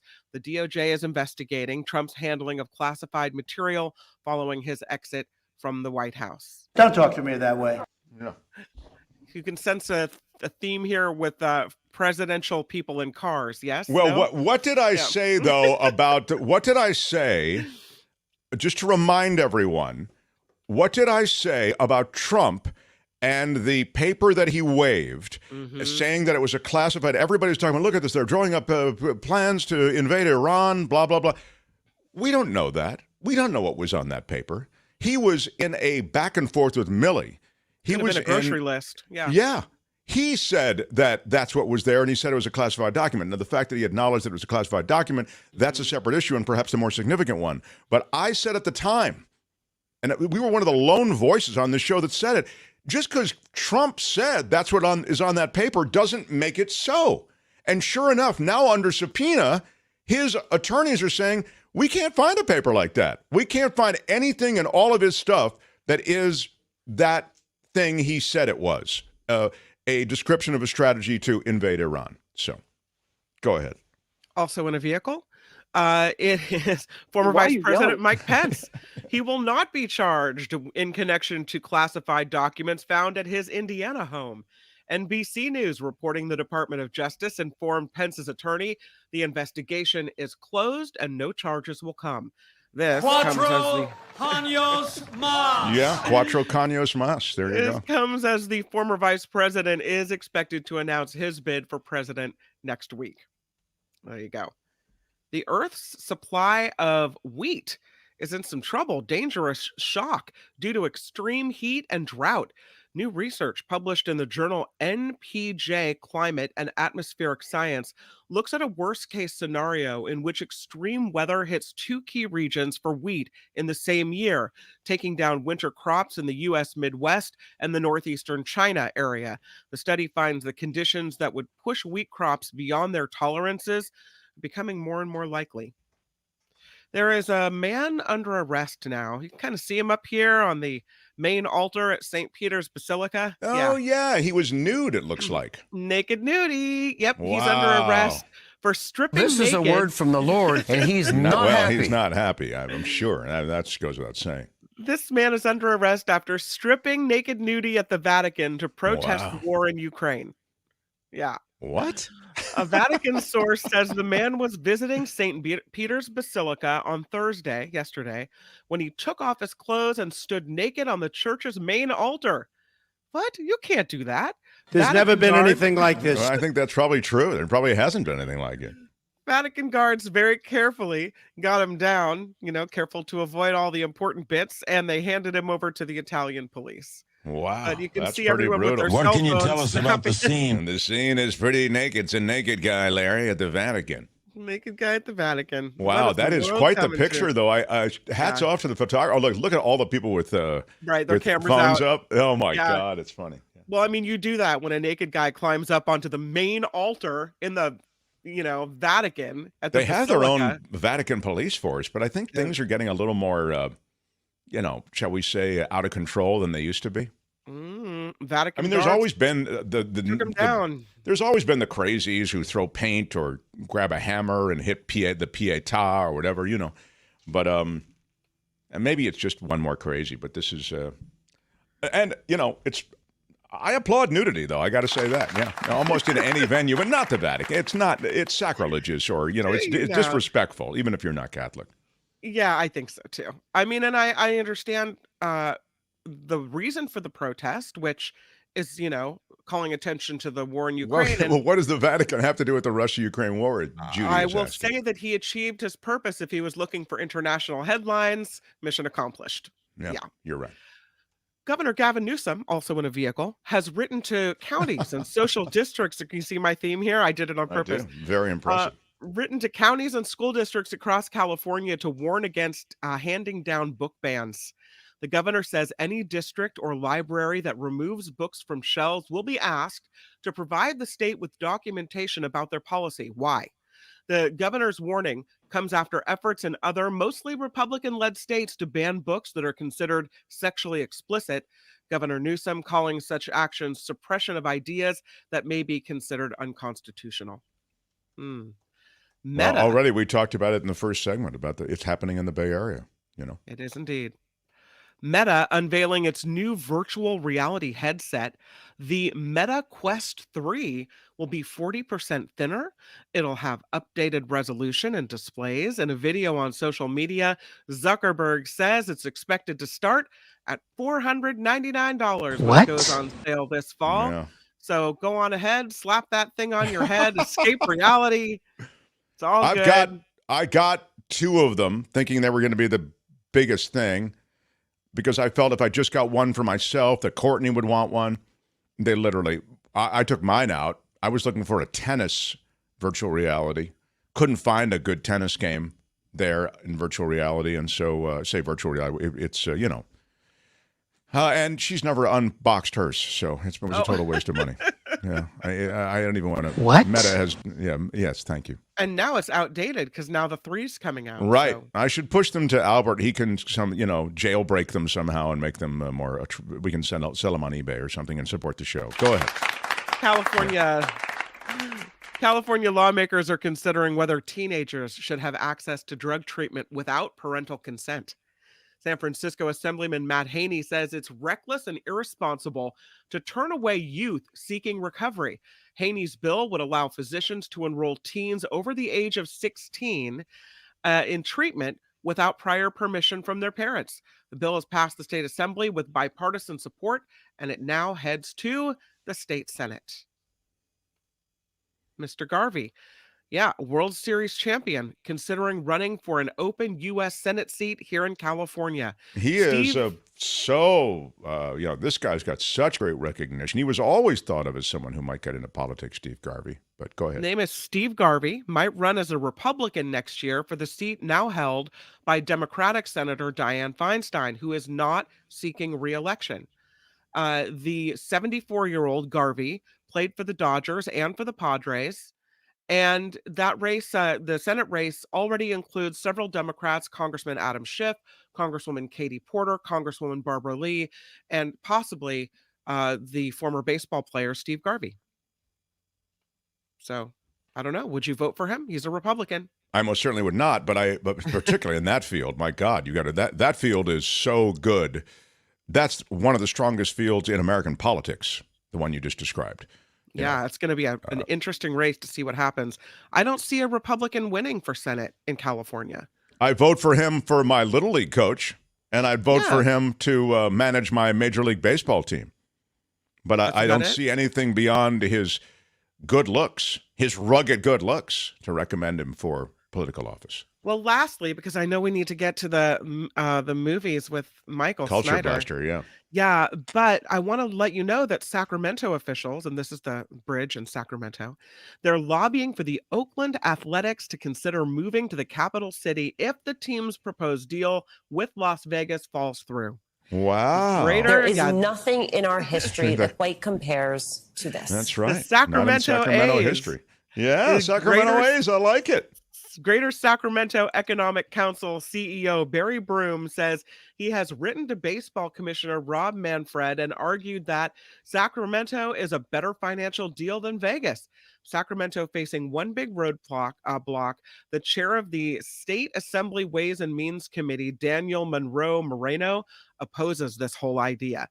But Sacramento needs her support if a public funding bill for a new stadium is to succeed. So there's problems with Sacramento as well, but it's another option. You never know. Wow, I love it. This show is crowdfunded. That means we rely on you for support. You can find the Patreon and the PayPal link at themarkthompsonshow.com. I'm Kim McAllister on The Mark Thompson Show. I've told you it's never easy being in this business. The Mark Thompson Show. I have there is I see The it. Mark Thompson Show. I see a pretty special moment. Let me acknowledge it now before I bring on the Culture Blaster. It qualifies, we get a certain threshold of donation because we are crowdfunded. I mean, sadly, I wish I could play you a bunch of Cards for Kids ads and then, never have to ask you for money. But we're crowdfunded. So when somebody in the crowd really steps up with the funding, we consider it a major announcement from the Mark Thompson Show. A major announcement. And so it is with this donation, which comes in from, can somebody post it? Or how does that, there it is. It's Kim C., $100. Come on. So nice. $99.99. I have to say, I'm not going to cry. I'm not gonna cry. I'm not gonna cry. Thank you. I'm not sure. I'm not gonna cry. I'm not gonna cry. I'm close. I'm very close. Kim C. First, Big Dan Ashley shout out. Big shout out. Mm-hmm. And then I want to give you a Thank you. And then, as Albert gave you the Chappelle thank you. And I'm going to give you a... Thank you. Yeah. Thank you so much. Thank you so much, Kim. In fact, and I've never done this before, I'd like to ask you to receive, if you would. Receive this special benefit. Receive the rod of equity and mercy. That's right. I just gave it to Kim C., the rod of equity and mercy. Thank you very much, Kim C. You're awesome. And it's very special. Wes, who will be appearing on the show, gave us a $5 super sticker. Big shout out. Wes will be appearing, I think, next week. I'll tell you why. Drew914, thanks for the $5. Thanks for great content. Big shout out. Big shout out. Thank you, guys. Thank you for... And Gail Guthrie, HOF, Hall of Fame. Yeah. Thank you Thank you so much. Gail, you really are so special to us. You're a daily supporter. It really so impressive and so special. And prepare to receive... yes, that's right. Prepare to receive, Gail. Receive the rod of equity and mercy. All right. You'll have that all weekend. Now, without any further delay, I'll remind our stations we will be running over so that we can accommodate the master. That's right. He writes in the Marina Times when it comes to music, it comes to movies, television, comic book movies, strange, weird Japanese films that are all subtitled, part of some obscure literary series. He loves it all. I don't know how he does it. Giants, Dubs fan. He comes and goes on a rainbow. The great Michael Snyder, everyone. He's in the house, as the kids used to say in the 90s. Michael, welcome. Can everybody punch the same buttons at the same time so we can't really get them? Michael, yes. It's welcome. June. I mean, June is busting out all over. I mean, and speaking of busts, why isn't Donald Trump arrested yet? I'm waiting. The clock is ticking.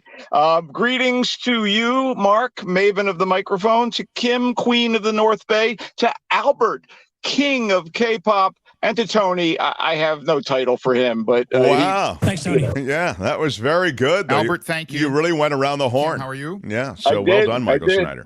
Yeah. It's June. What's happening in the Marina Times? Do you have a column in the Marina Times this month? I have two columns that people can check out, one of which is about a couple of movies opening next week, one about Salvador Dali, and one about the attempt by the British government in the 1980s under Thatcher to censure gays and lesbians and the human impact on that. That movie's called Blue Jean, the Dali movie's Daliland. It's right there on the cover of the Marina Times. You can read the review in the Times at marinatimes.com if you're not on Russian Hill or the Marina.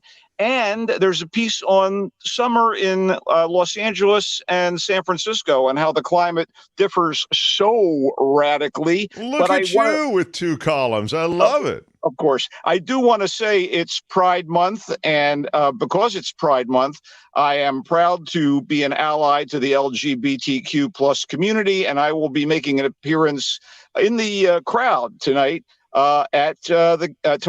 tomorrow night at the Booties Lady Gaga versus Beyonce mashup party in honor of Pride, and that'll be at the Cat Club, and we're thrilled, and you know.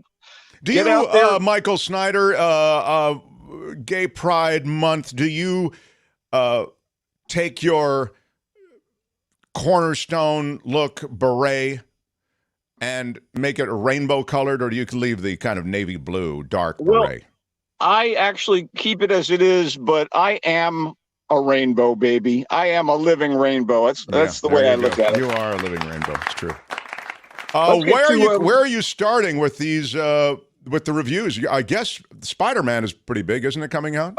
I am, of course, comic book guy, only slimmer and handsomer. So this is actually, what can I tell you, man? This is my meat and potatoes. Spider-Man ever. Yeah, thank you. So I'll give you a quick little thumb note about these two Spider-Man movies we'll be discussing. There's a new one and one that preceded it. At Marvel Comics a number of years ago, they decided they had to freshen up their heroes for a new generation of readers. So they came up with an idea, the Ultimate Comics universe, where they introduce new versions of classic heroes like Spider-Man. And they introduced a kid named Miles Morales, who actually becomes Spider-Man in that universe. They introduced a version of Nick Fury, who in the regular Marvel comics was a 1940s era World War II hero who somehow drank longevity serum and was still with us in the, in the latter part of the 20th century, et cetera. They introduced a black version of Nick Fury modeled on Sam Jackson. And what ended up happening is that version was the cinematic version as well. And now they folded him and this kid Miles Morales into their regular universe when the Ultimate Comics went belly up. So we have these movies, and there are very good reasons why the superheroic feature film Spider-Man Into the Spider-Verse won the 2018 Academy Award for Best Animated Feature Film. And they are happily all on display again in the super scintillating sequel opening today, Spider-Man Across the Spider-Verse. Both of these movies boast really snappy, witty, richly plotted, and genuinely moving scripts, endearing characters and fearsome antagonists, and Mark, gloriously gorgeous, comic book inspired visuals coming at you in a kinetic storm of styles, heretofore unseen in mainstream animated features. And it's all in the service of the story, which concerns Miles Morales, a smart and good-natured Brooklyn teenager from a Black and Hispanic family. Miles, whose intellect gets him enrolled in a high school for advanced education, has a dedicated cop for a father, a loving mother, and a favorite uncle who just happens to be on the shady side. And unlike his dad, Miles has a healthy respect for New York's wall-crawling, web-shooting, crime-fighting, friendly neighborhood Spider-Man, secretly, as we all know, nerdy, noble, science whiz Peter Parker. But Miles is shockingly bitten by a radioactive spider the same way that Peter was, and Marvel Comics history repeats as a second spider-powered New Yorker is created. If you haven't seen Into the Spider-Verse, I don't want to spoil it, nor do I want to lessen the surprises and thrills of the sequel. Suffice to say that a bad guy tampering with high-tech machinery in the pursuit of, I presume, ultimate power, rips a hole in the barrier between alternate universes, threatening them all, while revealing that some of these other dimensions have superpowered spider-centric champions, some similar to Peter Parker, the original, and some wildly different, and they all team up with Miles to stop impending doom. I mean, great character. Do I need to see Into the Spider-Verse? It sounds like I do, or should. You do. And Into the Spider-Verse features Nick Cage and John Mulaney among the voice actors, playing respectively Spider-Man Noir and, are you ready? Peter Porker, the Spider-Ham. Hilarious. So the latest movie takes that whole idea even further, as Miles is enmeshed in a multiversal crisis that may be of his own doing, revealing a veritable army of spider folks and potentially leading to personal and world-shaking tragedy. A lot of the wonderful voice actors from the first movie are back, starting with Shamik Moore as Miles, Haley Steinfeld as his other dimensional crush Gwen, Jake Johnson as an out-of-shape but still earnest version of Peter Parker from another dimension, and Brian Tyree Henry as Miles' dad. And you get Jason Schwartzman as the loony, reality-threatening villain, The Spot, and Oscar Isaac, Issa Rae, and Daniel Kaluuya as other notable arachnid Wow, they just packed additions. these movies with stars. Yes, scintillating is a ding word. So is kinetic. Here, I'll ding a heretofore. I'll ding enmeshed, and I will ding veritable. All words I use in normal conversation, so screw you. The veteran cartoon director Joaquim Dos Santos and two co-directors do this monumental job of keeping so many sparkling balls in the air, and they bring the ingenious screenplay by Phil Lord, Chris Miller, and David Callahan to life, along with the help of the actors, and the stunning stylized character renditions that genuinely provide emotional punch. And by the way, Lord and Miller, who executive produced this, were the clever boys behind the unexpected animated hit, The Lego Movie, and its offshoots, which is good for them, although Spider-Verse Oh my God, these movies swing much higher and, comparatively speaking, leave those Legos in the dusty basement toy chest. I got to warn you, like I said, seeing Into the Spider-Verse should be a prerequisite. But Across the Spider-Verse, which clocks in at 2 hours and 20 minutes and breezes by, ends on a cliffhanger. Yep, a third Spider-Verse movie is on the way to wrap up things, and it can't get here too fast. It is a joy to watch for those of us who love this sort of thing. Spider-Man in theaters. Spider-Man Across the Spider-Verse. What's next, Michael? Well, let's see what we have here to kind of cleanse the palate. Jump scares and game performances aside, the newly released horror movie The Boogeyman is pretty thin stuff, with a less than memorable monster plaguing a high school girl and her younger sister in the wake of their mother's death. Dad, played by Chris Messina, is a therapist, and his daughters seem to need one, but he's too busy to take care of the kids since he's seeing patients like a guy who brings an evil entity into the house, the boogeyman of the title, who incidentally is not unique or visually memorable enough to really create that all-important dread found in great fright flicks. As I understand it, by the way, this was adapted from a Stephen King story, not one of his novels.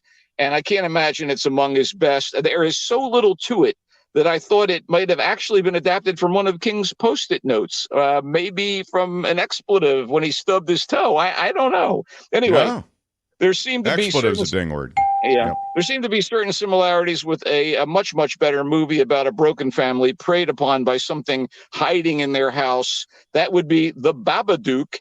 And you know, Mark, I kind of wish the Babadook showed up early on in this film and kicked the boogeyman's ass. That I would have liked. The Boogeyman, directed by Rob Savage, is a serviceable diversion if you can play it for free at home on a streaming service and, you know, fall asleep to it on the couch.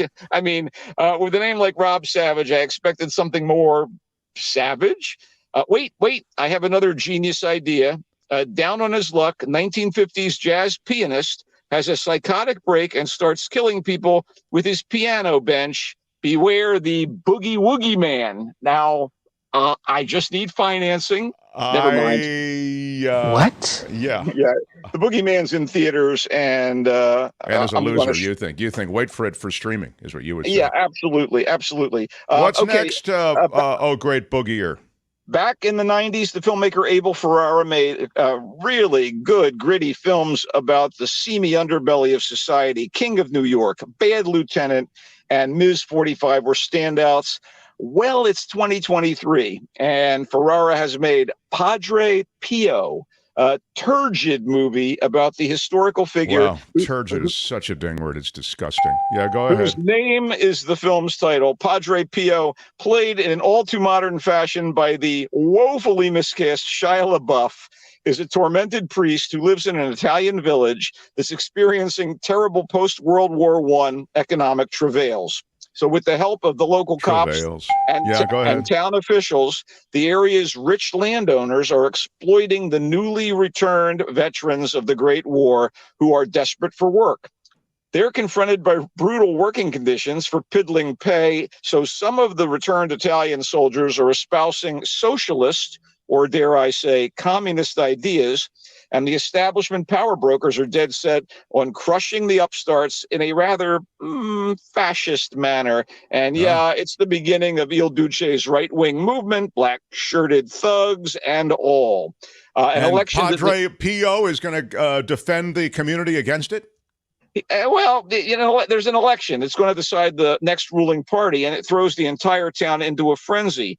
And now this guy, Padre Pio, currently venerated by the Catholic Church, by the way, in reality, this guy, self-flagellating for much of the movie, attempts to bring peace and understanding, or at least the word of God, to those around him in the village, but tragedy is inevitable, as is a viewer dozing off. I mean, despite the volatile political conflict in the town, This should generate some excitement. The segments with LaBeouf as Padre Pio are brutally dull when they're not clumsy, stripping any potential momentum in its tracks. I mean, I don't think you should apologize for how you feel. Oh, wow. Dude, I do like some of Ferrara's earlier movies a lot, but I was PO'd by Padre Pio. Oh, PO'd by Padre Pio. I love it. Come on with the guy. It's in Italian with subtitles, but in no way is it a spicy meatball. Anyway. My God. Well done. I will, espousing is a ding word. Venerated, as you know, is a ding word. And I will ding self-flagellation as well. And I don't know that it's in theaters. You know, I want to just wrap up with a quick. Self-flagellation's ever been said on this show before. So bravo for that, Michael Snyder. Go ahead. Yes, you make an example of it on a regular basis. Yeah, you're right. Watching the show is self-flagellation. Come to think of it. I don't want to. Time is ticking, so I just want to get quickly to a TV recommendation, and it's one that I think that both you and Courtney are going to absolutely love. It's called Bad Sisters, and it's on Apple TV. And this thing swept or cleaned up at the BAFTA Awards in the UK, which there's BAFTA for movies and BAFTA for TV. The BAFTA TV Awards definitely honored Bad Sisters, which you can watch here in the States on Apple TV. And it's somewhat co-created by Sharon Horgan, the Irish actress who people might know from the sitcom Catastrophe. And she plays one of 5 sisters who are dealing with one of the sisters' awful husband, played by the actor Klaus Bang, who I loved in the BBC Dracula, and he was in the cool movie The Square. He plays this dick of a guy, and the sisters, 4 of them, are worried about their 5th, and so they decide to take action. And all I can tell you is...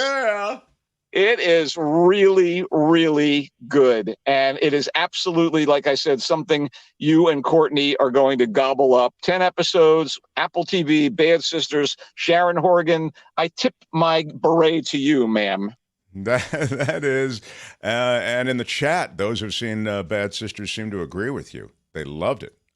Good stuff. Well, Michael, you've said a lot. And you said it well as usual, you being the wordsmith that you are and the writer that you are. He says, Michael does, Bad Sisters on Apple TV, 5 sisters dealing with one of the sisters' evil husband is something to see, and you can see it from the comfort of your own home. He says Padre Pio is not good, and he would discourage any trips to the theater to see Padre Pio, as he does with The Boogeyman, the scary movie that he felt didn't have enough scare in it. He felt there was not enough boogie in the Boogeyman and not enough scare. Yeah, the mythology is weak there. It's very, very thin. Yeah. And finally, though, he did like and recommends Spider-Man Across the Spider-Verse. However, he emphasizes, see Spider-Man Inside the Spider-Verse before you see... Oh, no? Into the Spider-Verse. And by the way, I didn't like it. I loved it. Oh, okay. All right. So see Spider-Man Into the Spider-Verse before you see Spider-Man Across the Spider-Verse, and you will love the ride. Wow, Michael, you've said a lot here today.